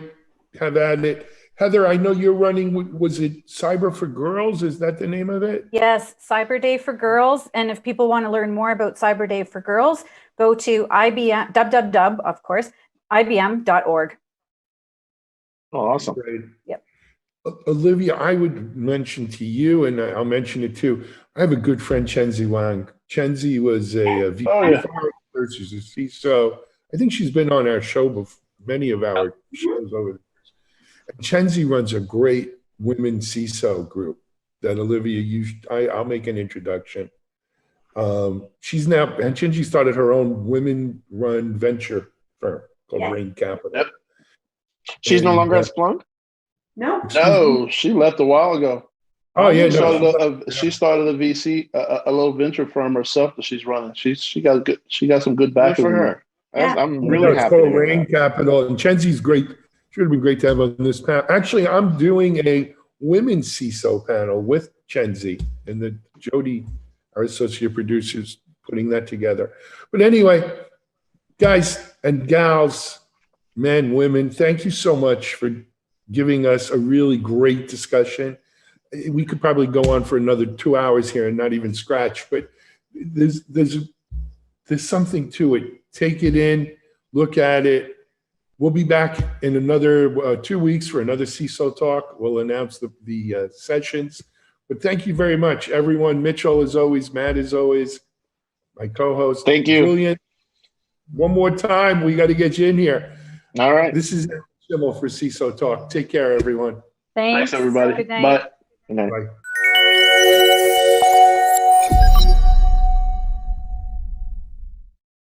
CISO Talk, to hear how real-world CISOs are dealing with today's real-world issues. From enabling secure remote workers to accelerating secure cloud adoption, defending against a pandemic of security attacks and beyond. CISO Talk covers the cyber topics you want to learn about. With your hosts, Unisys CISO Matt Newfield and Media Ops CEO Alan Schimmel, featuring a revolving panel of CISO cyber experts. This is where CISOs talk. Join us on digitalanarchist.com and TechStrong.tv. All right, for something old today, we're going to go back to October to DevOps Experience and a presentation by Charity Majors. I first became aware of Charity and the Honeycomb story maybe 2 or 3 years ago at a Jenkins World, Clobby's World. Everyone was talking about some of the thought-provoking ideas coming out of Honeycomb and Charity. We were lucky enough to have her present on the socio-technical path to high-performing teams, or the social technical path on to high-performing teams. I think you'll enjoy the presentation. Here's Charity Majors of Honeycomb.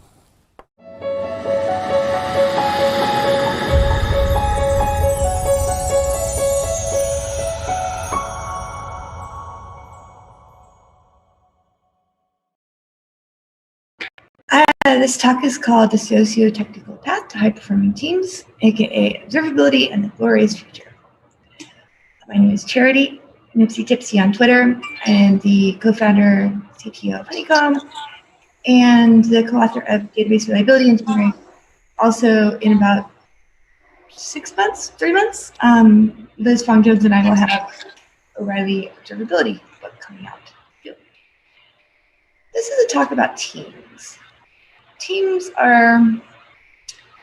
exist so that we can, reason about each other in a scalable way. I like to think of teams as kind of grade 5 for people, right? It's the team provides a framework for resiliency and redundancy and load balancing. And I feel like we underestimate just how much of an impact teams have on our lives and our careers and our growth and development. I would argue that the teams that we join define our careers more than any other thing, more than where you go to school, more than your industry, even more than your own personal. although they're very intertwined. We'll see you later. On a personal note, I've been incredibly in the teams that I've worked on, with a couple of exceptions. There were a couple of startups that I did have 2 jobs that I really don't look back on super fondly, and they were very different from each other, right? One was kind of your traditional Silicon Valley, startup, where we got praised for pulling all-nighters, long commute, didn't see my manager for an entire year. And another was, I rebound jobbed from that one, and I went straight to another that had great people, walking distance to my work, and also very out-of-date technology. And I spent my days translating Word documents into Puppet recipes. Very different jobs, but the way they made me feel, very much the same, right? Even though they had almost nothing in common with each other, it left me feeling discouraged and burned out, honestly. I wasn't working more than I'd ever worked before, but I got more burned out than I'd ever been.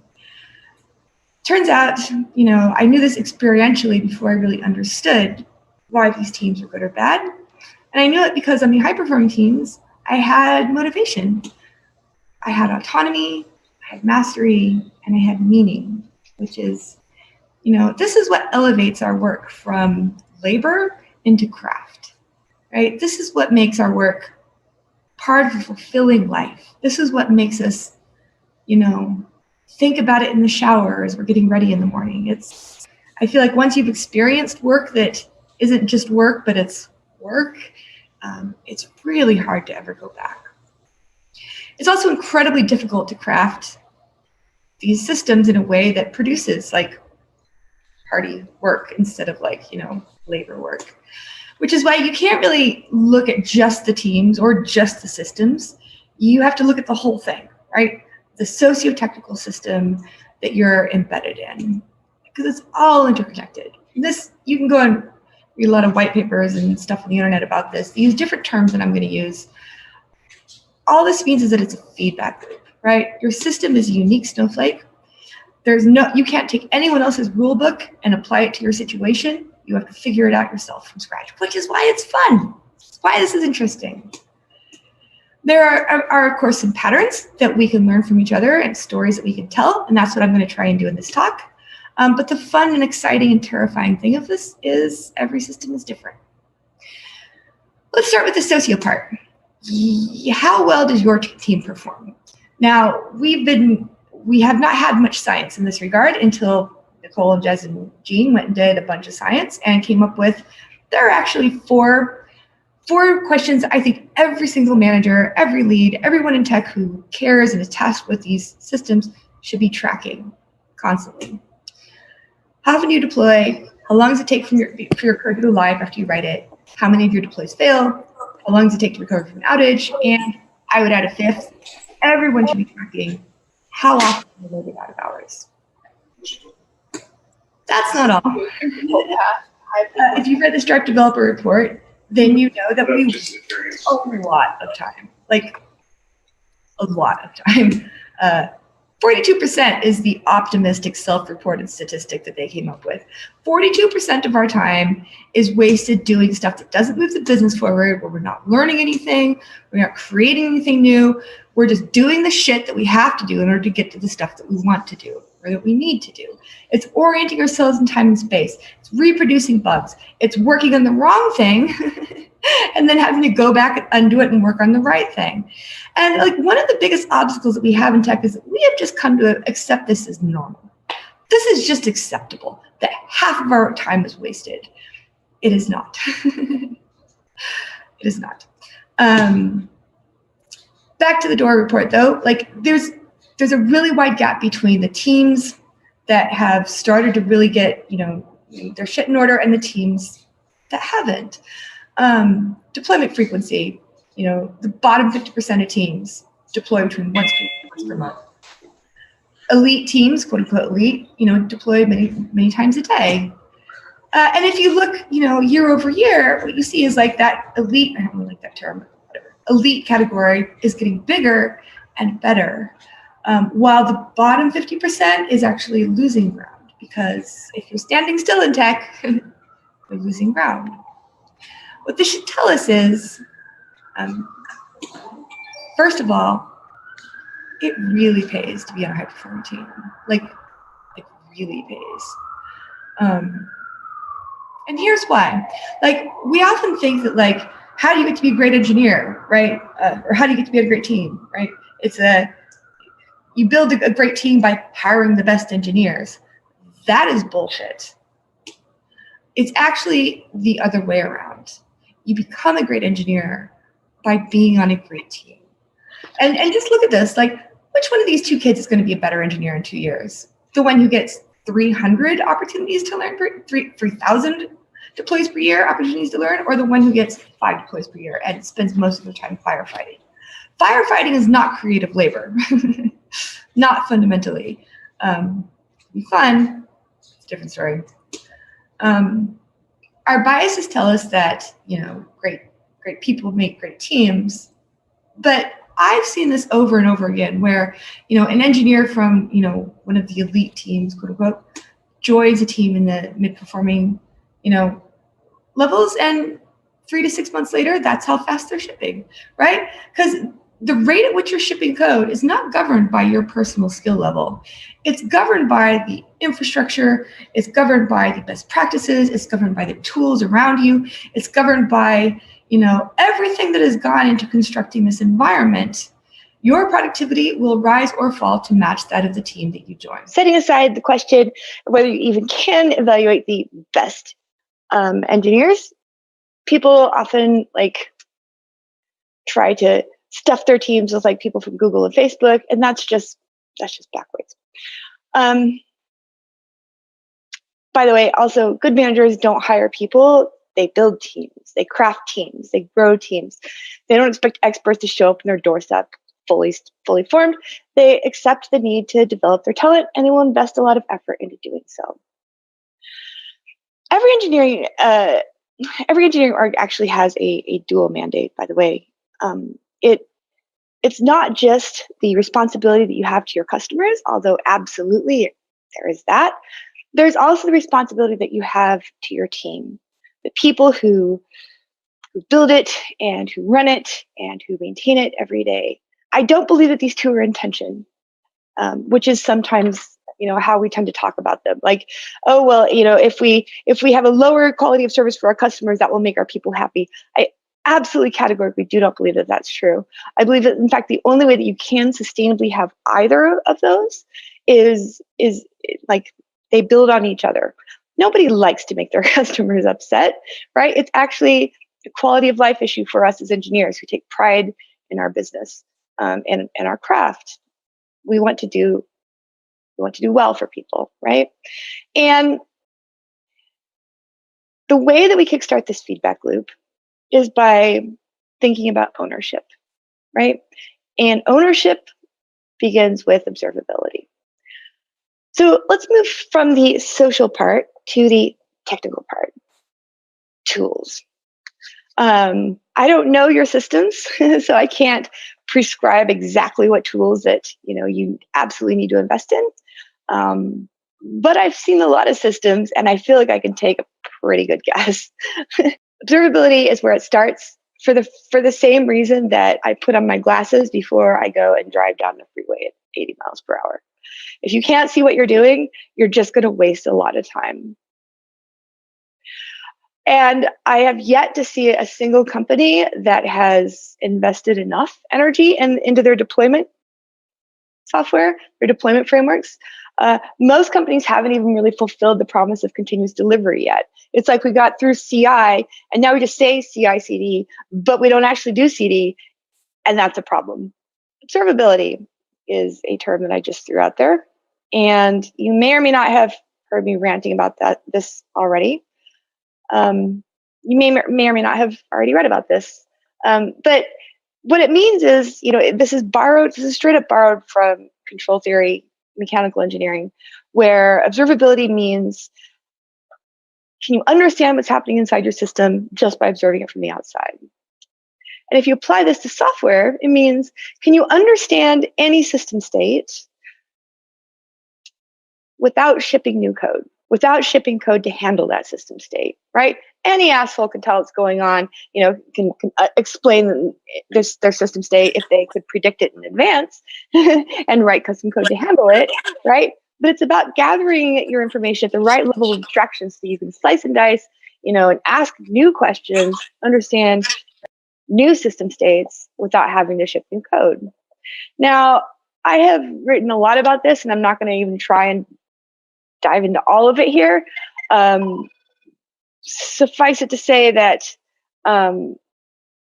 there's a lot of bullshit out there right now. People who are saying that they have observability tools that they don't, but not by my technical definition. And the stuff that I'm talking about requires some of that technical definition in order to be effective. So some of the ways that you can pattern match and tell if they're doing generic observability or technical observability is by looking at the data types, right? If it's metrics, if it's unstructured logs, not observability. Anything that requires you to define indexes or schemas up front, not observability. If it's based off of these arbitrarily wide structured data blobs or canonical logs, yeah, probably is. And there's more high cardinality, high dimensionality. There's more in that link if you want to read about it. TLDR, a lot of people stop at this point and they're like, yeah, that sounds great, but I don't really have time to invest in observability right now. Definitely it's on my list. At some point, I'm going to get around to it. I would argue with that. I would argue that not having observability, with these complex modern systems where you've got microservices, where you've got, novel scenarios every day, it's like taking off down the freeway without your glasses on. It's just, it's your time to waste. But if you want to waste it, go for it. Anyway, Liz and I wrote up this maturity model, and we tried to make it like a choose your own adventure, right? So, because we don't know your system state, but you can go up and look up, you can look at each of the 5 categories and try to find yourself in them, and see which of them you're weakest in versus strongest in, whether it's resiliency or complexity, tech debt, and then the ones where you're like, yeah, I recognize myself in the weak description. Those are some areas to invest, right? But I want to talk a little bit more about why this and why now. Because observability hasn't always been this important, obviously, because we've gotten all this way without it, right? The reason it's happening now is because complexity is just off the charts, right? Like it's, it used to be that we'd have the app, right? And the database. And all that complexity was bound up inside the application itself. And if you really needed to understand what's going on, you'd go attach a debugger, you'd step through it. Well, now we've got many services and it's hopping the network, so you can't, right? So a lot of these software issues have been sort of thrust into the domain of operational stuff very rapidly. And the reason that observability is what unlocks the key to ownership is that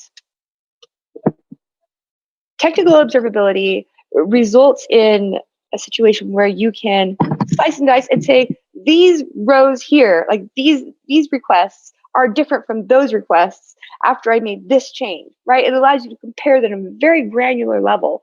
And if you don't have that, you're just guessing, right? And maybe they're very good guesses. Maybe they're very educated guesses. Maybe you've been doing this for a long time. You can pattern match very effectively. Fuck, I miss being able to go, I see your dashboards. It's Redis. Like, I miss that. Like, I loved playing God. It was fantastic. But you can only do that if your systems are like rhyming in the same ways that they fail over and over again.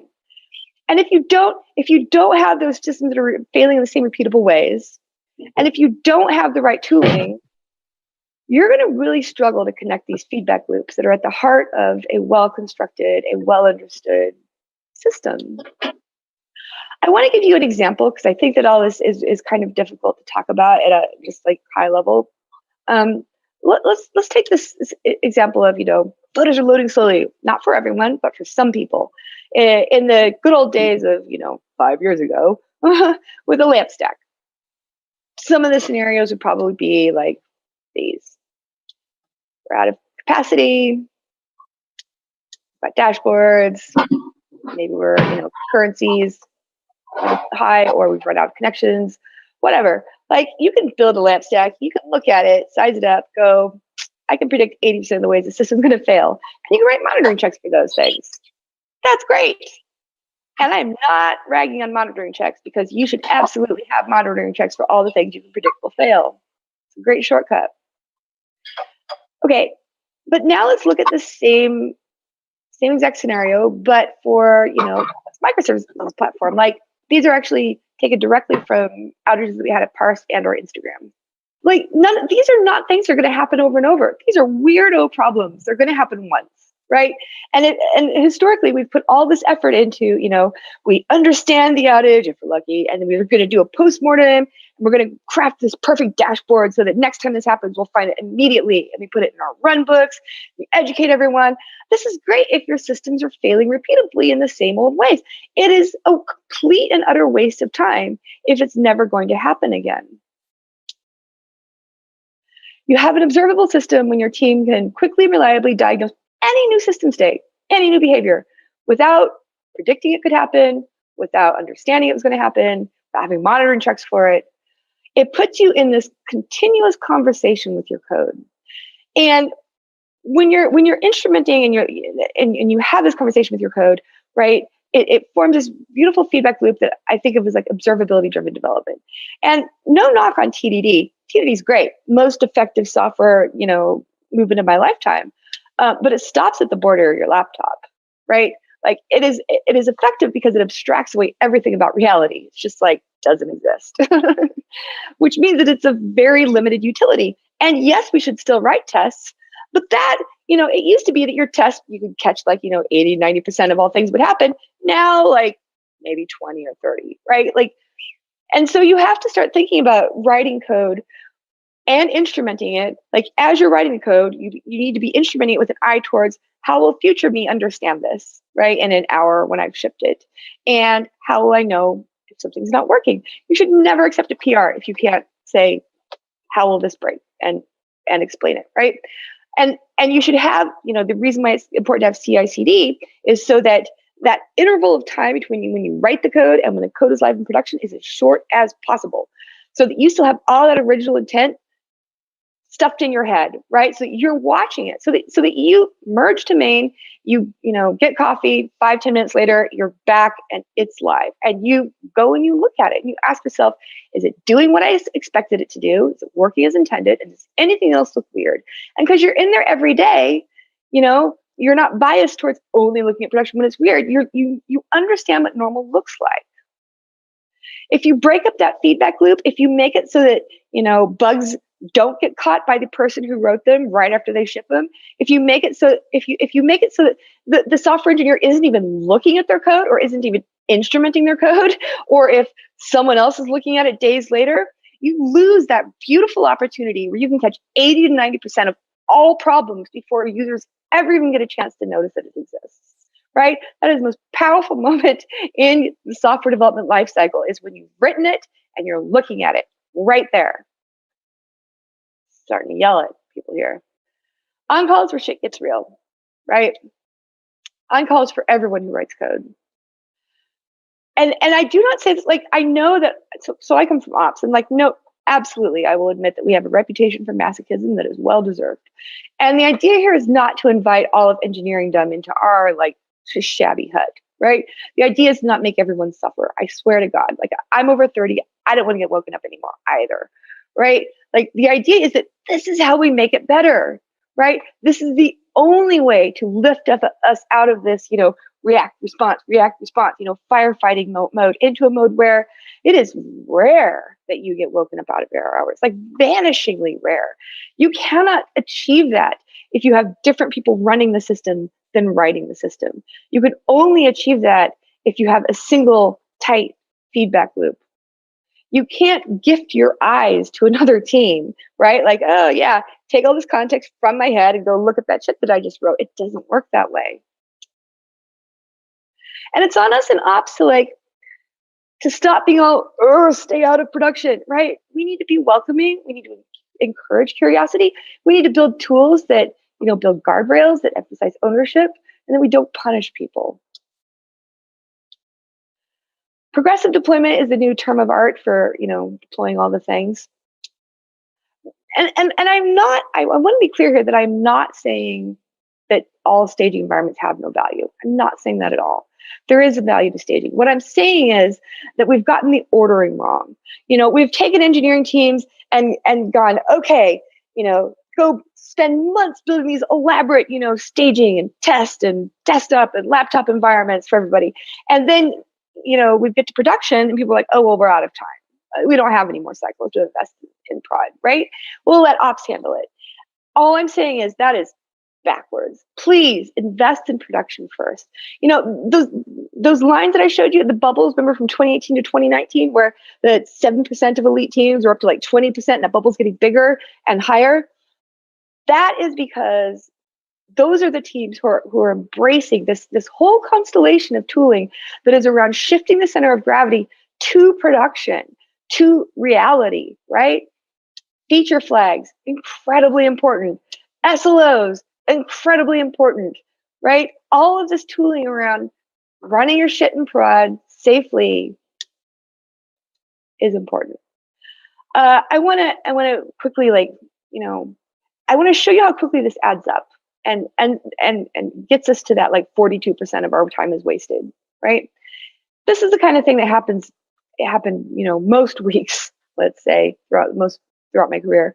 Engineer merges a diff, and because it doesn't automatically key off of that and deploy, have to wait for somebody to come along and manually trigger a deploy, right? So engineer merges a diff, hours pass, more diffs get merged, right? At some point, someone triggers a deploy. It might have hours or days worth of merges at that point. The deploy fails, or it takes on the site, whatever. Page is on call. Well, on call is probably a very different person on a very different team than the person who just triggered the deploy. They might not even know that each other are both working on this, right?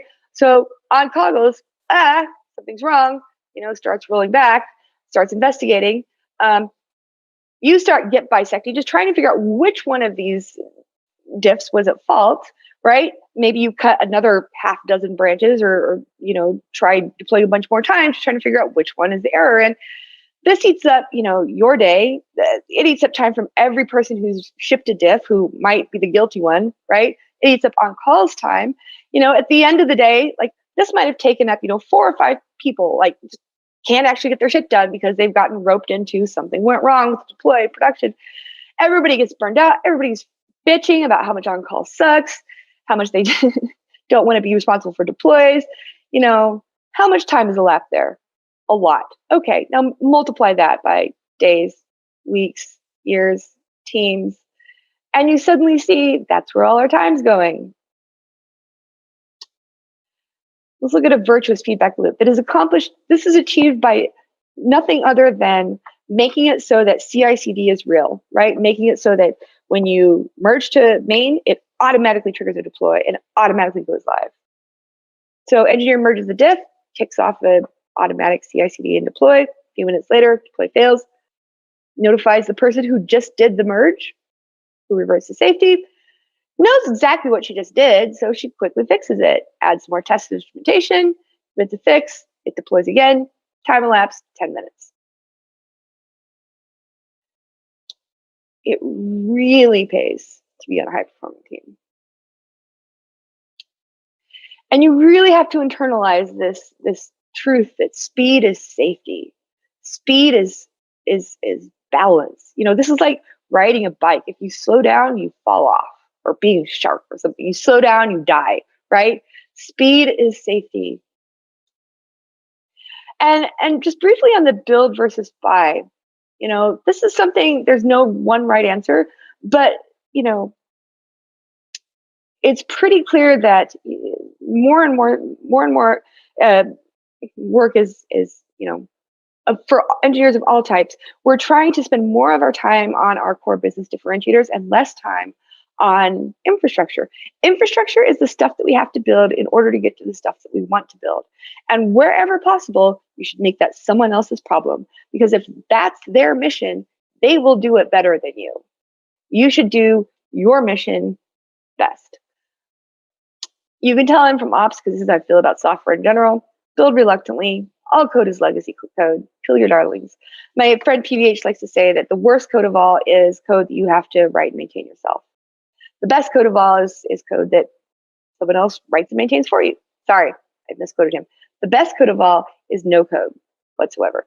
Second best code is code that someone else writes and maintains for you. The worst code is any code other than that. Also, it's the job of senior engineers to amplify hidden costs. You need to point out when things go well so that they don't go unnoticed, right? When you've invested some time and engineering energy in something that is paying off, like keep bringing it up, keep pointing it out so that you can reinforce those good patterns. And when you can see like that we're heading down a bad path, point it out, not just once, right? I hate repeating myself too, but we have to repeat ourselves. Assume the decision makers are making the best decisions that they can, given their limited information. And you often have access to instincts, intuition, information that would guide us in a better direction, but you haven't surfaced it to the people who need it. Vendor engineering is going to be one of the biggest growth opportunities of the next decade. I guarantee you. It doesn't mean that you like, if your business differentiators is like running a big website, it doesn't mean you don't need an observability team. You do, right? But not to write a time series database, right? You should get a vendor to do your observability, like the core product, but you should have an observability team that is focused on being the glue between that product and all of your other engineering teams, right? Making libraries and modules, making examples, making, consistent interfaces, use cases, examples, docs, right? Constantly keeping up on what's out there and bringing the team like a proposal anytime that, technology has leapfrogged. I feel like I really want to put a nail in the coffin of resume-driven development, or, people who want to be put on these very prestigious projects where they write absolutely useless software because it will get them, promoted to the next level. And the only way that we can do that is by being very conscious that whatever we praise and promote people for is what we will get more of. If what you want to see is engineers who are ruthlessly efficient and who have the business in mind, promote on that. Don't promote on raw difficulty of algorithms that they write. That's bullshit. That will get you people who write so much bullshit code.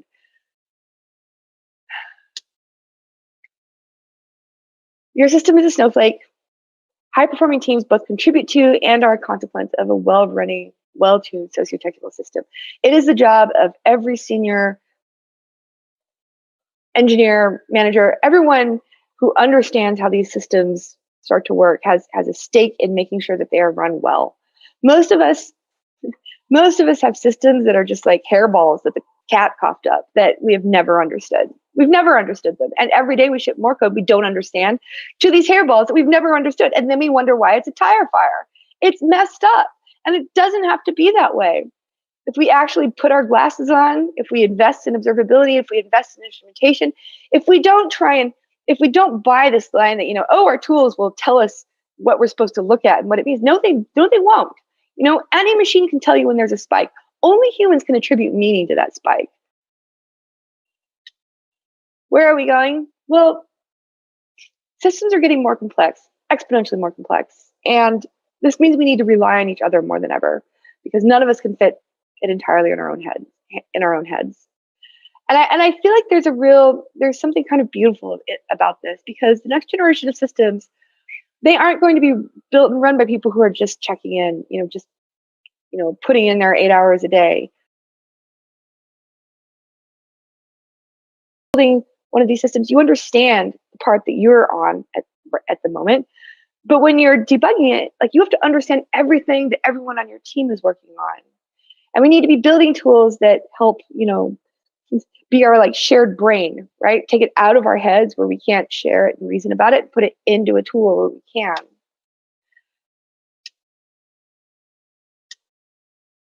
You can't model these systems in your head and reason about them. And if you try, you're going to be outcompeted by teams with better focus, better tools. Run books and canned playbooks just don't work anymore. Our systems are too unpredictable. And your labor is a scarce and precious resource. yeah, if your heart isn't in your job, you won't do the best job that you can do. And you should probably lend it to those who are worthy of it. Like, you only get one career. I feel like in the same way that we need to raise our standards for, our systems, and not accept these hairballs anymore, like, you should possibly raise your standards for your career as well. You only get one of them.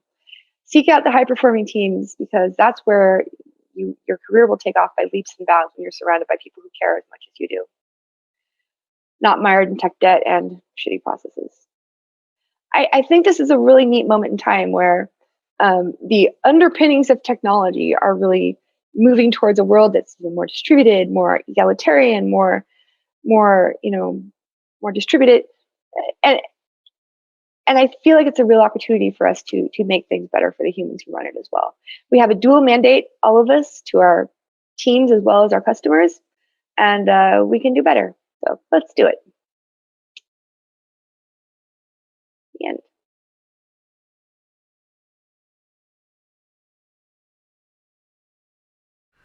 Next up, we have our Chief Content Officer, Charlene O'Hanlon. Charlene has news around the media ops site and world today, as well as a webinar preview and a interview with Jonathan Weiss from Software AG regarding IoT and its role in helping battle climate change and technology's impact on climate change in general. Hey everybody, happy Monday. Today is December 14th and this is Charlene O'Hanlon. I am here now with the Monday edition of the news headlines. First up on DevOps.com, we have an article that looks at the growing use of low-code in building applications. Specifically, we look at the findings of a study that discusses the economic landscape for organizations in the coming year and how low-code fits in. As more organizations shift to a digital-only environment, more apps than ever are being created. However, finding and hiring talent is difficult, and some companies have even cut back on staff. 1/3 of organizations taking part in a survey had already instituted a hiring freeze. So to help stay on top of the larger workload and a smaller workforce, a whopping 85% of survey respondents believe low-code and no-code technologies will become omnipresent in their industry. Now, we've been talking about low-code and the rise of the citizen developer for at least 5 years now, as long as I've been here, and it's really fascinating to see low-code coming into its own. But it is important to note that low-code doesn't replace engineering talent. Rather, it's there to supplement, to let non-engineering folks create the easy stuff while engineers solve the difficult problems. We expect to see more innovation coming out of the low-code space in 2021, and if these survey results are any indication, we are in for a good show. We also take a look at the SD-WAN technology and the pros and cons for its adoption in 2021. As with low-code development, we've been hearing a lot of noise about SD-WAN this year, especially in the rush to shift to work-from-home environments, as networking, it is a networking option that is high-performing, robust, and able to handle the increased capacity needs of remote workers. SD-WAN provides branch performance that matches campus networks. It is a beneficial technology to support pretty much any and all of the tasks necessary for work to continue unabated from wherever. However, there are still a few concerns plaguing SD-WAN, including quality of service, security, and a high learning curve to plan and manage it. This article takes a look at each of the benefits and challenges and offers up some potential solutions. If you're considering adopting SD-WAN, this article is definitely worth checking out. Finally, we have an article on achieving speed and quality in rapid application development environments, which pretty much means everywhere these days.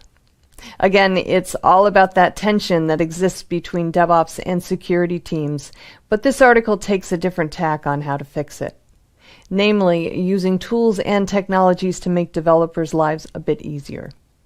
Incorporating AppSec into the DevOps pipeline, adding automation throughout the SDLC, and offering developer-specific security training are all ways to put the sec in DevSecOps and reduce that tension.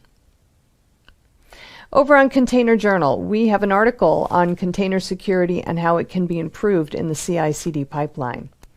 Containers and Kubernetes are becoming more prevalent in the DevOps space because they allow for rapid deployment and help manage the issues of running the programs in various computing environments. However, questions have arisen regarding their security. Containers are often reused and can contain leftover code and important keys for other parts of the pipeline.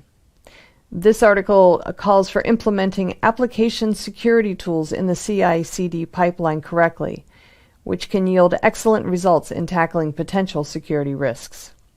Scanning code images early on in the development process can identify security issues before they become security breaches. But that's not enough. Streamlining the pipeline is also recommended. Ensuring that an automated system is sending all reports to the same dashboard can grant much-needed visibility to find and remediate problems early. It also saves a great deal of work when it comes to fixing issues, as fewer code corrections and plugins need to be written. Not to mention, it's easier to see whether and how any new code impacts other parts of the pipeline early enough to make changes before they break the build. All right, over on Security Boulevard, we take a look at the rising threat of third-party security threats and how organizations should adopt a risk management strategy for their vendors.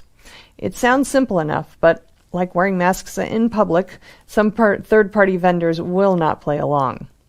And you need all of your vendors to participate in a risk management program for it to be successful. This article offers up 3 ways that organizations can get their vendors on board with third-party risk management, and when it might be time to ask for help in creating and implementing a third-party risk management strategy. And finally, we have an article that discusses the still very real threats targeting the hotel industry. This year, it pretty much sucked to be a hotel operator thanks to COVID-19. However, that didn't stop hackers from going after hotel networks. Hotels are attractive to hackers because they capture personal and financial information and have a large number of data touchpoints, each of which can leave information vulnerable. But the huge drop in bookings means hotels are even more vulnerable this year, and one massive data breach could put the hotel right out of business. This article offers up some ways hotels can shore up their security to keep themselves safe from hackers as they struggle to stay afloat in these trying business times.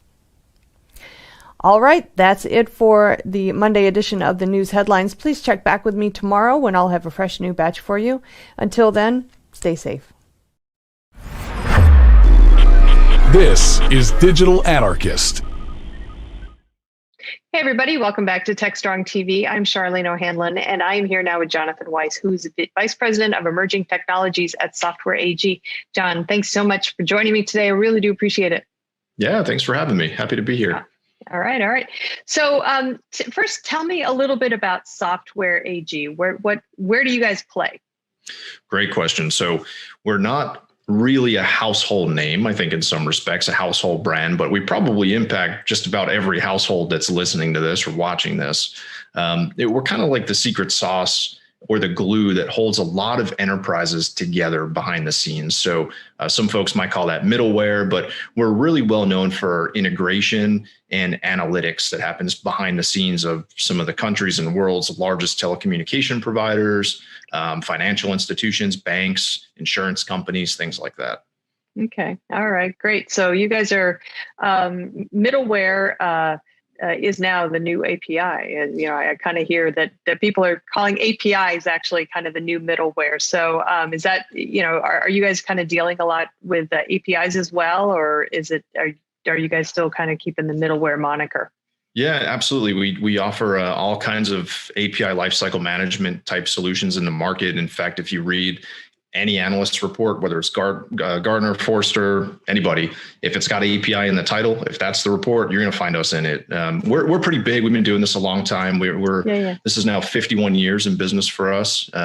We operate in 70 countries, 5,000 employees. So we're a pretty sizable software company. Excellent. Well, I would imagine in those 51 years or so, you guys have seen a lot happen in the tech space, a lot regarding the evolution of technology from, the big mainframe computers down to personal computers and into our pockets. So great history that you guys have there. When we're talking about the history of technology, we also kind of have to take a look to the future, nod to the future, if you will, and especially with the way that technology has helped us during the pandemic, the COVID-19 pandemic so far. I know there's been a lot of talk around security and and the locking down of networks, especially home networks and such. And I know IoT has been a very, very large part of that conversation. And it's almost as though IoT in a way has kind of been demonized by a lot of folks who kind of consider it as like the open gateway, if you will, for hackers to get into corporate networks through the home smart devices. But it's not all bad, right? I mean, IoT's been around for about, I would say, a good 10, 15 years or so in its current iteration, and just kind of evolved into kind of the devices that we know today. But there's been a lot of work in the IoT space regarding ways that it can actually help environment, right? Yeah, absolutely. Look, whether it's prison cells, bank vaults, or IoT devices, people always get in and out of things they're not supposed to get in or out of, right? True that. But it's been a number of years since I've seen some really crazy examples of, let's say, large scale type hacks and things like that. So I think as a whole, not saying it doesn't happen, but I think as a whole, it's gotten a lot more secure than it was a few years ago. That's for sure. Okay. All right. So let's talk a little bit about IoT's role in kind of working or helping, kind of stem the bad stuff that's happening with climate change. Obviously with COVID, we've had actually a positive impact on the environment through COVID, because people have been kind of sequestered and not driving as much, and there's been less damage to the environment. But I can't really say that IoT has had a huge role in that. But what are some of the ways that you guys have seen that IoT is actually helping organizations fight climate change? That's a great question. I think it depends on the industry that you look at. So when you look at oil and gas, refineries, things like that, these are processes that typically produce a lot of greenhouse gases, volatile organic compounds that come out of refinement processes, things like that. Like think about the big smokestacks that you might see going down the highway in Houston, for example, right? Organizations like those are using IoT to monitor in real time the types of chemicals and off gases that are being released into the environment. And so in real time, if they're going above certain thresholds and things like that, they can either stop a process or adjust it so that they're not sending excess pollutants out. That's probably one of the more let's say top of mind type things, right? Like the obvious, hey, we're doing something, it's causing pollution, so let's monitor it so it doesn't cause quite as much pollution. But I think there are a lot of IoT applications that are being put to use that might not be quite as obvious. So if you think about all of the emphasis on reducing the carbon footprint in manufacturing that's happening, a lot of big manufacturers have initiatives right now to reduce the carbon footprint of their manufacturing processes. And there's a lot that goes into that. It's increased efficiencies throughout the entire not just the entire factory, really the entire supply chain. But when you look at a factory, how efficient is my process? How can I do tasks one time so I don't have to run the machines more than I have to redo parts, things like that? Because all of that requires power, which then, of course, contributes to the larger carbon footprint. So stuff like that. And also logistics. Think about all the trucks, especially this time of year. It's almost the holiday season, lots of deliveries. I know I'm getting a lot at my house. So IoT is being used to help manage that whole supply chain so that even deliveries are being done more efficiently. The routes are optimized so that we're not having all the exhaust come out, and lots of really good examples. So, a lot of these things are things that have kind of evolved with as the technology has evolved. But are there kind of some next generation applications, if you will, of IoT in the climate change space that that organizations are just now kind of getting to know or are adopting in their organizations? Because we hear about like the climate control systems within organizations being able to kind of monitor and control the flow of air conditioning and heating systems. If there's nobody around, they can kind of monitor smartly how many people are in a room and kind of adjust the temperature thusly. And other applications of IoT in that respect, but is kind of going a level deeper. Are there systems, maybe embedded systems or edge systems that are kind of out there that are kind of helping combat climate change in ways that maybe we aren't so aware of? Yeah, I think they're great examples when it comes to smart building management, things like that. Probably more relevant now than ever because most of our square footage is not even being used because everybody's at home. So now it's not even a question of who's doing that stuff. It's who's doing it better and who's more mature with the IoT solutions that they're bringing to market for their customers. Some things that might be a little bit more cutting edge, especially in processes, things that are either electricity production or industrial use cases. Those two, by the way, make up some of the largest, say, creators or generators of greenhouse gases or the largest carbon footprints, that and transportation, all of which are starting to do a lot at the edge. So taking compute power away from centralized data centers and clouds, as we call them today, which is just a lot of other people's computers. But now it's bringing stuff down to the edge so that we can do more decentralized type computing. And that has a massive impact because data centers by themselves create a tremendous amount of strain on the environment that a lot of people might not think about that. Just to give you an idea of how much. So data centers as a whole create just about the same carbon footprint as the entire airline industry. So it's massive. And just building these things alone, it's about a $20 billion a year business just constructing data centers. So that the impact that all of the cloud compute has is pretty detrimental, I think, in many respects. And so a lot of organizations in these, especially in these segments, are starting to do more and more within the four walls of a warehouse, the four walls of a data center, or even at the edge on these vehicles that might be involved in the supply chain, whether it's bringing goods from a warehouse to a factory or from a distribution center to your home.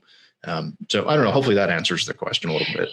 Yeah, well, it's an interesting point that you bring up about the carbon footprint of these data centers because, so many people or organizations have talked about using, cloud services and cloud computing and, as kind of a way to reduce their carbon footprint because they don't have to build out the data centers. But basically, they're kind of shifting their responsibility, if you will. At least that's what it sounds like.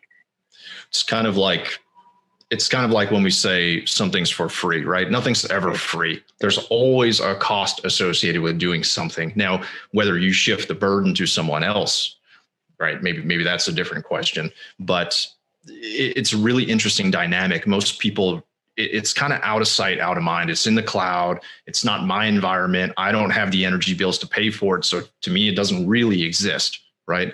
But it certainly does exist somewhere.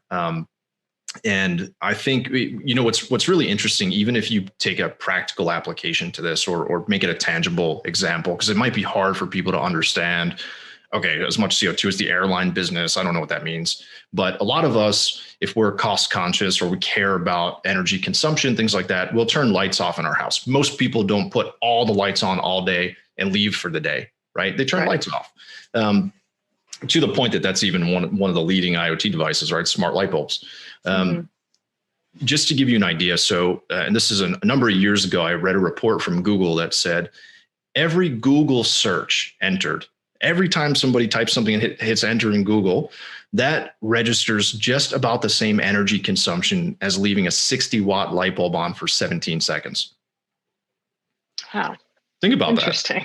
that. Right? That's a lot of light bulbs. That is, now, yeah. I don't know how many people are running Google searches, but I tend to think that's a whole lot of light bulbs. So that's the amount of impact we're having from just more of a tangible reference. That's it's definitely food for thought there when you're thinking about it, because you know, I was trying to describe encyclopedias to my son. I showed him somewhere to the library, and I said, "You see this?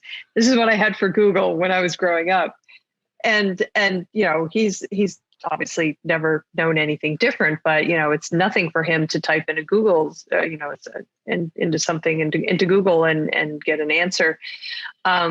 But I wonder if you know, if there needs to be some sort of education regarding the amount of energy even simple web searches are consuming these days. And you know, if we're talking about reducing our carbon footprint, and I know we've kind of diverged from the whole IoT conversation, but it seems to me that, you know, if we're trying to make folks aware of the amount of energy that you know, that they're consuming on a regular basis, most people don't include web searches in that conversation. So it seems to me that maybe that needs to become a part of the conversation as well. I mean, the kind of the ancillary ways that folks use energy and contribute to a carbon footprint. It's kind of an interesting thought. So I mean, is there a way that IoT can help in that respect then? I mean, you know, I think the point that we're trying to make is it's largely around efficiencies, right? There are a lot of things that we do, and we mentioned already, we mentioned industry, we mentioned electricity production, we mentioned supply chain, we mentioned light bulbs in people's houses, right? Right. All of these things, IoT plays a role in making them all more efficient. How can I do more with less? And how can I reduce the amount of times I have to do something? How can I automate processes so that something can happen a little bit faster? A lot of times IoT is viewed from an ROI perspective by enterprises, by businesses. How quickly can I get an ROI on this pilot that I'm going to invest in? So if I buy an IoT solution or an IoT offering and I want to go to market with blank as a service, what's the revenue I'm going to get? But there's a whole different side of a return that enterprises are getting today that are largely focused around the things we're talking about.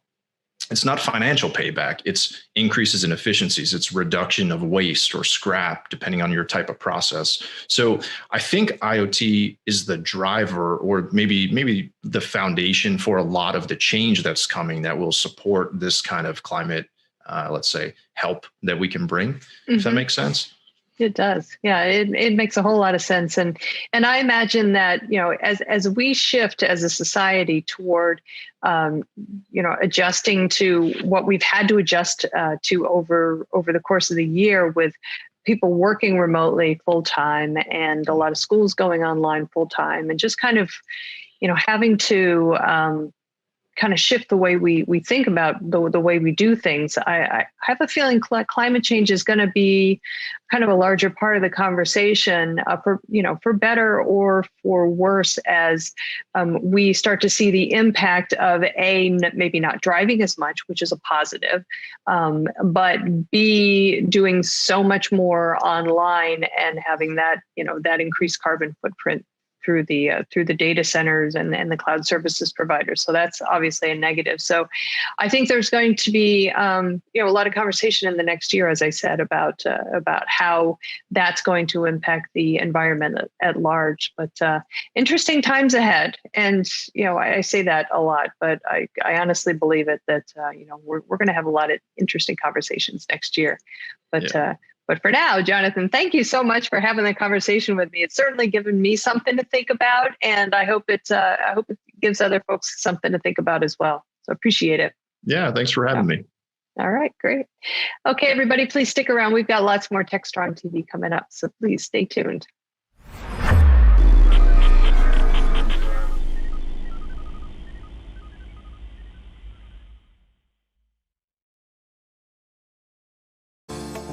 Disruption is occurring across every aspect of IT. Open source, cloud services, DevOps, and cloud-native software architectures are democratizing IT and radically transforming how business is done. The old ways of creating software and doing IT are being replaced with agile, flexible, faster, and cheaper methods, benefiting vendors and users alike. Accelerated Strategies Group is out to democratize access of industry expertise and knowledge. We use our expertise and experience to offer insightful, intelligent, useful information in a variety of formats relevant to the IT community, digital events, videos, reports, assessments, workshops, and implementation projects with tech vendors, IT organizations, and business leaders. We widely and openly share our work products, often for free. Analyst reports these days aren't worth more than a graph or chart that tells a story or illustrates a market trend.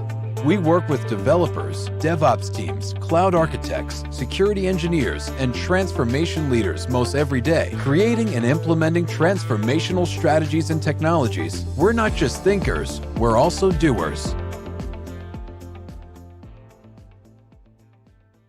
Hey everybody, happy Monday. This is Charlene O'Hanlon, and I'm here now with a Monday edition of the Webinars Preview. As I tell you every single time, we have a great number of webinars on DevOps.com, Container Journal, and Security Boulevard. Lots of really, really great topics and speakers, but I thought I'd let you know about 3 that are coming up immediately so that you can mark your calendar. The first one is called Wishes Do Come True, Fast Development Secured Delivery. This one is happening tomorrow, Tuesday, December 15th at 11 a.m. Eastern on DevOps.com, and it is sponsored by Sneak. It looks at the ways organizations can speed up the pace of their development necessary to surpass their competition without sacrificing the security of the applications they're delivering. Looks at the Sneak and Circle CI technology, and webinar attendees will learn more about how to build a container delivery CI/CD pipeline using Circle CI, using Sneak to fix risks introduced by open source containers and infrastructure as code, and interpreting Circle CI pipeline insights, including areas of constraint and future improvement. Okay, the next webinar I want to let you know about is also happening Tuesday, December 15th. This one is at 1 p.m. Eastern. It's called How to Build a Healthy On-Call Culture, sponsored by Gremlin, and it's on DevOps.com. You know, the rate of applications being developed and increased customer expectations around high availability and performance have put a lot of pressure on teams developing and supporting SaaS app products. Until outages and other incidents are a thing of the past, however, organizations need to invest in a way of dealing with them that won't lead to employee burnout. This webinar takes a look at how to combine the latest tooling with DevOps practices in the pursuit of a sustainable incident response workflow. I'm sure that is a topic that any organization can benefit from, so please do me a favor and check out that webinar. The last webinar I want to let you know about is called 3 Things to Get Right for Successful DevSecOps. It as well is happening Tuesday, December 15th. This one is at 3 p.m. Eastern on Security Boulevard. And, you know, we all know the benefits of bringing security to DevOps. But despite that, many organizations still think of security and compliance as more of an afterthought in their software development process. So in this webinar, we'll take a look at how to adapt your security testing tools and processes to the developers, not the other way around. How to quit trying to eliminate all vulnerabilities during the development, and how to rethink how service delivery incidents, including security, are handled. And as a bonus, attendees to this webinar will receive a copy of the recently released Gartner report, 12 Things to Get Right for Successful DevSecOps. So please do join us for that webinar, especially if you want to get that Gartner report. All right, that's it for today's edition of the Webinars Preview. I'll be back tomorrow with a fresh new batch. Until then, have a great day. Stay safe. Hiring great DevOps and cyber talent is a huge challenge for technical teams. Cloud transformation is driving demand higher. You've tried doing it yourself. Board, LinkedIn, didn't work. Recruiters are an option, but who do you trust and not waste your time and money? RecruitOps is the new way to source engineering talent. From MediaOps, the people behind DevOps.com, Security Boulevard, Container Journal, and more. We sit right in the middle of the hottest positions in Dev, Sec, and Ops, and the brightest minds in the field. If you're looking for a great position or the talent to fill it, we can help you. Trust us risk-free. Thanks, Charlene. Great stuff. Next up, we have Mitchell Ashley, CEO, founder of ASG. Mitchell has some great analysis and commentary video today for us. Let's head now over to Mitch. This is Digital Anarchist. Well, I'm very pleased to be joined by Sean Ahmed, who's SVP and GM of Software Delivery Automation Group at CloudBees. Sean, good to be talking with you today. Likewise. Glad to be here, and thanks for having me. Absolutely. So I know we have a really great announcement. We want to dig into that, take a look. But before we do, would you just introduce yourself, tell us a little bit about you and also about CloudBees? Oh, happy to do that. I head up our product marketing and software delivery automation efforts here at CloudBees.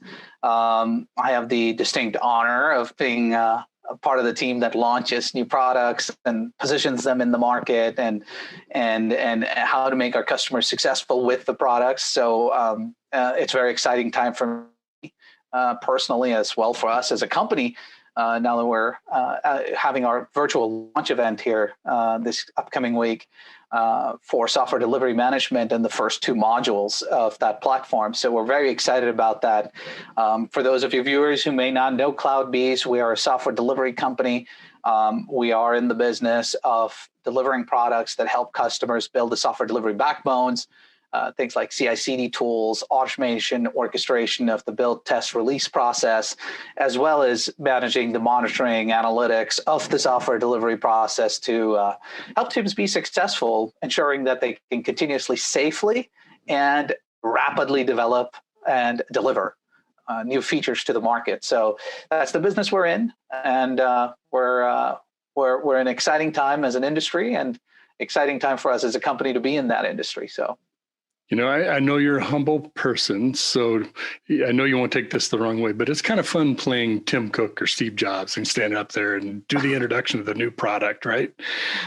Showing off the work of the whole team. It's very gratifying, and hopefully the team feels that way too. Oh, absolutely. We've had a lot of people that have worked on this here at CloudBees. We've fundamentally had everything from product marketers to product managers to obviously developers and engineers that have taken, what is a rudimentary idea and turned it from a rudimentary idea for how to improve the lives of software development teams and all software delivery teams in an organization, and turn it into something real.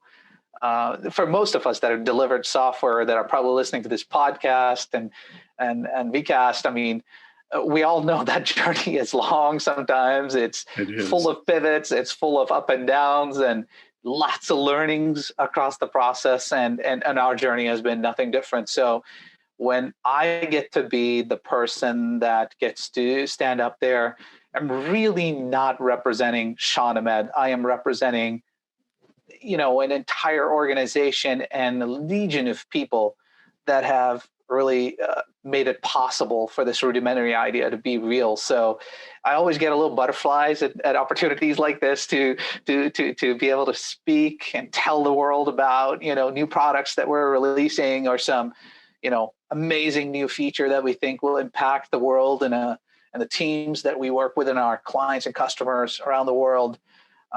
It's truly an exciting experience, and I'm very humbled by that. So this is a moment for every single person at CloudBees that has worked on this rudimentary idea to making it a reality. So you are right, Mitch. Well, let's put those butterflies to work and talk about Let's do it.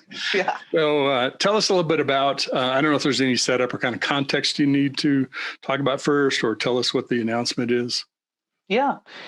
So happy to talk a little bit about that. So the rudimentary idea, what was the rudimentary idea? The rudimentary idea was, look, every company in the world wants to deliver software and deliver it safe and deliver it fast. And you build your backbone. You build a CI/CD tooling, you build a practice, you build a DevOps practice, you have a DevOps tool chain with a lot of different tools that you use along the process from an idea of a feature all the way through releasing it into production.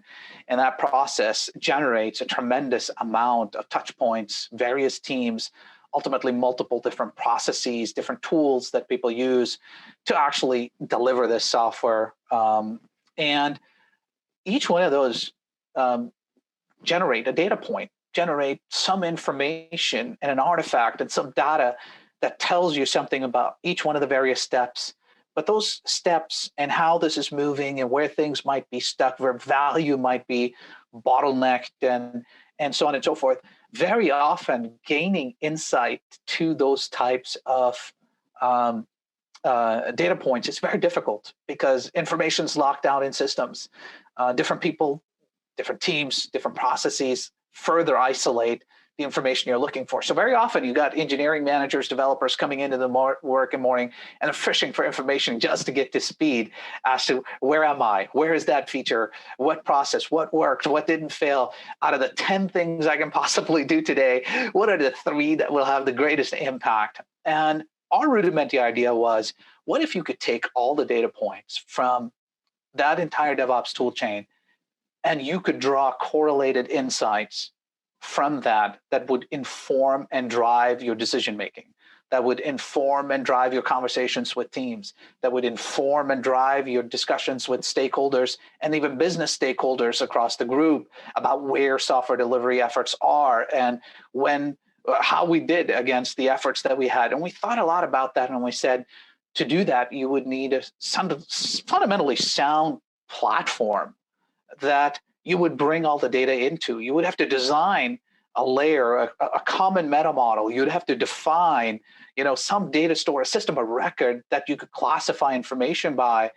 And you wouldn't want to do all of that manually. You would want to do it automatically. And that was the fundamental background for our software delivery management platform. It is what we're releasing, and we're releasing 2 modules on top of that platform. The platform does solve that exact problem that I just spoke of.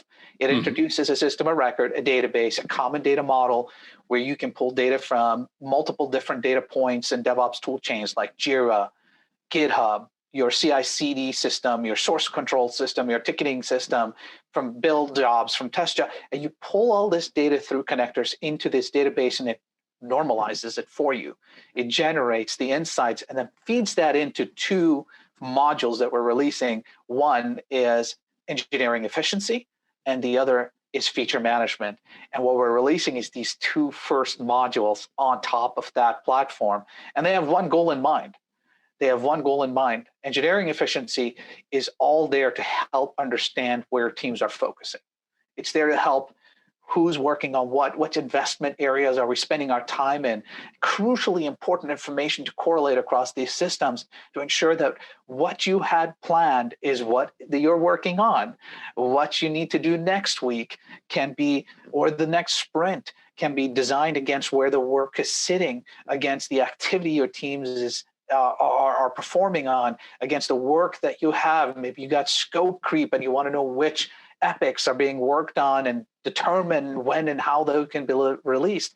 Drawing all that insights from these various different systems are critical to both analyze how did we do against plan and also how are we going to do in the future.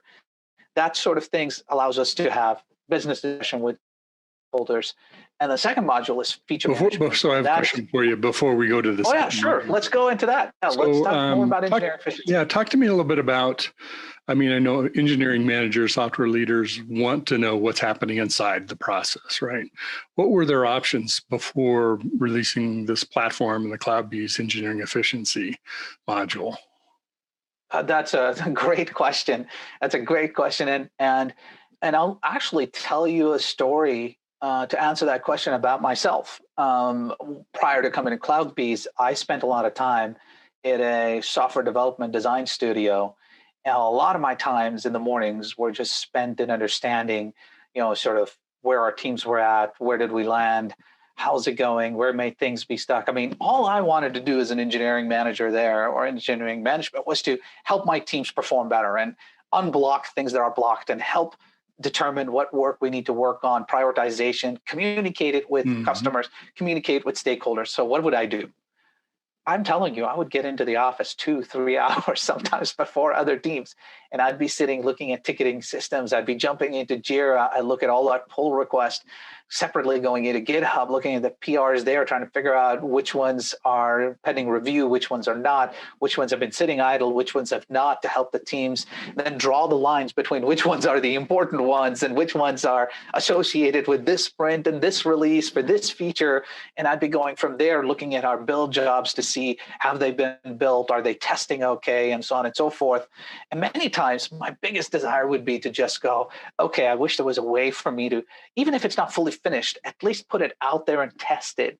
Not just, because if it passed its test, I want to put it, though we don't have all the features and every bells and whistle in the feature that we've created and we wanted, I just want to progressively deliver it. Maybe I deliver it to a small group of people. Maybe I just give it to 10% of my populace for using the applications. Maybe get some feedback, then go reiterate and do that rapidly. I would spend hours on hours collecting that data, either manually from stand-ups, going through spreadsheets, creating systems for it. And I eventually just gave up. I was waiting for the spreadsheet word to come up. Sometimes yeah, exactly. Right? That's all you're doing is spreadsheets. Yeah. Interesting. But let's go ahead and talk about the second module too, because I'm going to have time to kind of put them both in context then. Oh, yeah, absolutely. So feature management is a really great way of thinking about progressive delivery. I touched on that in my previous answer. Progressively delivering software to me was and is all about this risk that you take away from a software release by decoupling the features and putting some controls around them and the actual deployment itself. So many times you're building software and you're going, I'd love to get this tested. I would like to get it out to my end users. I want to see it in the, so to speak, real world and ascertain, is it working as designed? Is what are people using? What are they loving about it? What are they not? But we don't often release that way because of fear of the fact that it might break something. It's unfinished. It doesn't have all the bells and whistles and so on and so forth. And what feature management is doing is it's allowing me to use the ability of feature flagging, powerful capabilities we've had for a long time through the acquisition of Rollout, and combined with feature management allows me to group these features together and release them as the larger features out into the production environment at will, right? And by doing so, I have the ability to release it and test it, put powerful conditions around it, things like who's going to receive it, how many of the populace should receive it, split it up. I can experiment with that big feature, test it out, see how it works, take the feedback, and if, God forbid, something breaks, just shut the thing out without having to worry about a rollback. And this is from my phone. Not just at the upfront stage. This is once you're building software as you're progressing. Well, let's say if I combine these 5 instead of the other 4 I was planning on, what's that going to look like? How's that going to work? Is that going to support the kind of functionality, capability we need to deliver in market or internally? That's exactly right. That's exactly right. And we've got so many great ideas that we're continuing to already we're building on for the next release after the one that we're releasing this week. More capabilities on feature management to come together, because it's all about the life cycle management of your software. And the life cycle management of your software comes down to the features you're building, the teams that are working on them, how they're being released, who they're being used by, the feedback you can gain early on in the process. And that is super, super exciting for us as we work our way through that. We're going to have a lot of really, really fun capabilities for powerful empowerment of the software delivery teams coming up above and beyond even what we're releasing here on the 10th. So it's exciting time. So you put these two things together, and it combines everything from the build test process and the efficiency with which we're building things all the way through production and controlling it. And these two modules itself, I think, are the two first most powerful modules that our customers have been asking us to build on the software delivery management platform. So that's the release. I'd love to ask you, especially about this. Sometimes people start on the left and work right, at the beginning of the software process. But why these two modules first? and I suspect, I'm guessing, maybe this is sort of a build-out strategy from this, or a start at the core, right? And of getting software into test out the door, what it's going to be, and then build out with other modules. Is that a lucky guess? How am I doing? You're doing pretty good. You're doing pretty good. I think the way that we saw it, and why, to answer your question, why these two modules first versus any number of modules and many that are being built and many capabilities, why these ones? Well, a lot of that comes from the feedback of our early customers and their foray into the software delivery management platform itself, and their feedback as to what they found the most prescient need at this time that they were looking at. And honestly, some of that also changed with COVID-19 and teams working increasingly more remote. It led to a need for far more insights to drive more informed discussions, and for teams that are working remote, to drive discussions that are based on data, to drive discussions that are based on real information as opposed to guesswork, or, like I said, spreadsheets and collection of information from multiple places. So we saw the need, both from a market perspective that's outside in and also inside out from the customers that we're working on. So that's how we landed at the decision of engineering efficiency first and focusing on the metrics and analysis, the focus, cycle time, and pull requests and those types of metrics, because those were critical to have. Everybody was collecting or needed some way of better collecting those. Being able to do that automatically, aggregate it, ingest it within minutes, and start getting those correlated insight right out of the box was very, very value enhancing for these teams and something they do every single day. So we decided, let's begin with that on the platform that we've built. Feature management was also a critical thing with regards to how people are releasing the software and controlling it in the market. So many companies told us throughout this entire process we're working with that removing risk away from the releases is critically important to them, and ensuring that the teams have a peace of mind when they're releasing software, that there is a way back from something breaking that is safe and sound for them and doesn't necessarily just break your entire weekend and hours on work, rollbacking things. And we felt like we have some pieces and componentry all there that we already owned in terms of technology. And we felt we'd take that and let's build on that and make it even more powerful.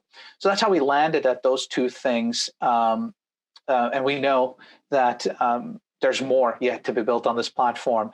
But I'll leave you with this final thought, Mitch, which was a lot of our times that these teams, development teams and product managers at CloudBees have worked on is building the iceberg. And these modules are very much tip of the iceberg.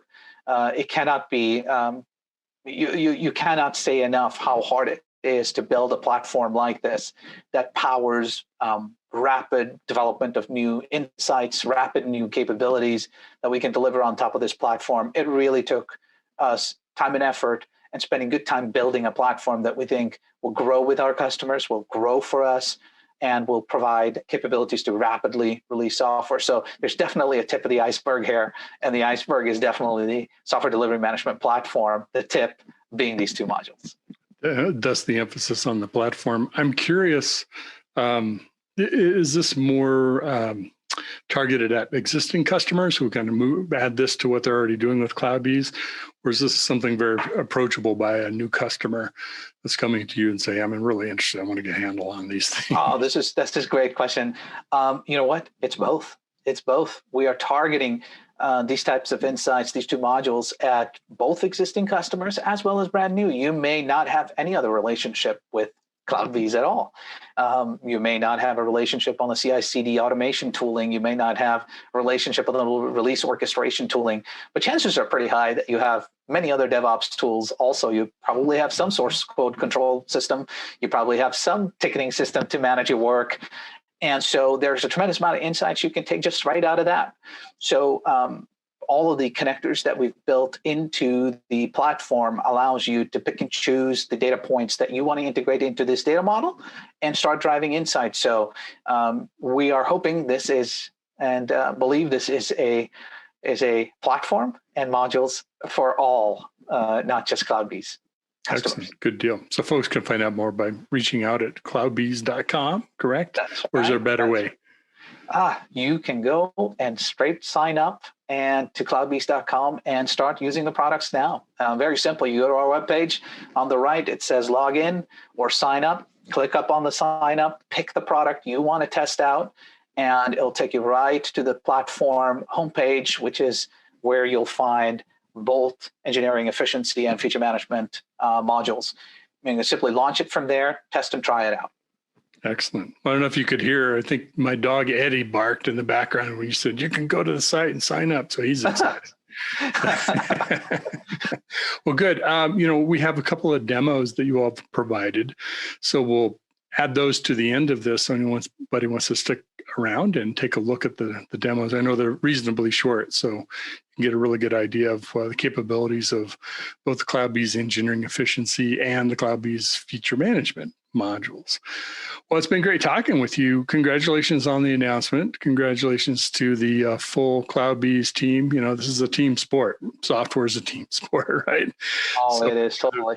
Tons of people to thank, and I appreciate you joining us to share a little bit about your announcement. Thanks for having me, Mitch. And again, for all the people at CloudBees that are listening right now to this podcast, thank you to you all.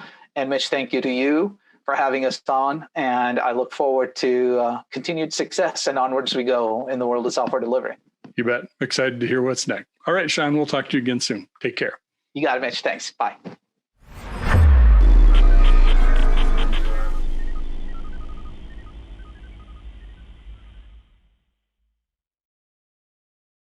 DevOps.com is the #1 online destination for DevOps education and community building. DevOps.com covers all aspects of DevOps, including DevOps best practices and tools, DevOps culture, DevSecOps, business impact, continuous testing, continuous delivery, and more. DevOps.com has the largest collection of original DevOps content, featuring breaking news, blog posts, podcasts, and more. Visit www.devops.com to learn more. DevOps.com, where the world meets DevOps.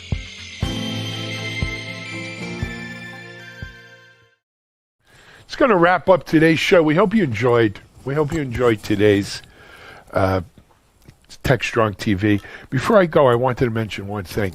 News broke on Friday that the folks over at TechTarget had purchased BrightTalk for about $150 million. I was happy to see it on several fronts. Number one, it was a very healthy multiple of revenue for BrightTalk. So as the owner here at MediaOps, it did my heart strong. But number two, I think it's validation of what we've been doing here at TechStrong TV, what I've been doing at MediaOps with Digital Anarchist and our webinar programs and everything else. I think the world's moving away from just reading articles as their sole source of information, especially around technology. People want to see more multimedia. They want to see more video. They want to see hear more audio. They want to be more immersive in their learning and education and keeping up to date. So I think TechTarget realized it, though they're a large company in public, they really didn't have a strong presence in anything beyond print. And that's why we do what we do here. We try to really push the envelope on new technologies. Now, would I like to see less of our MediaOps, DevOps.com, Security Boulevard webinars on BrightTalk? Yes, I would. They're really not supposed to be on there, but it's hard to police that all the time, it seems. But we will continue to try, because I think our brand of webinars and videos are uniquely ours, and we try really hard. I think we have something that these other folks don't have, and that's you. We understand our community. We understand our audience in digital transformation, DevOps, cyber, cloud native. We don't try to be everything to everyone. But nevertheless, it shows this change coming in the tech media and tech learning marketplace, and I like to think in some small way we're part of it. Thanks for joining us. We'll be back tomorrow with even more great information, interviews, and content. But until then, man, hey, stay safe, stay well, stay strong, tech strong. This is Alan Schimmel. We're out.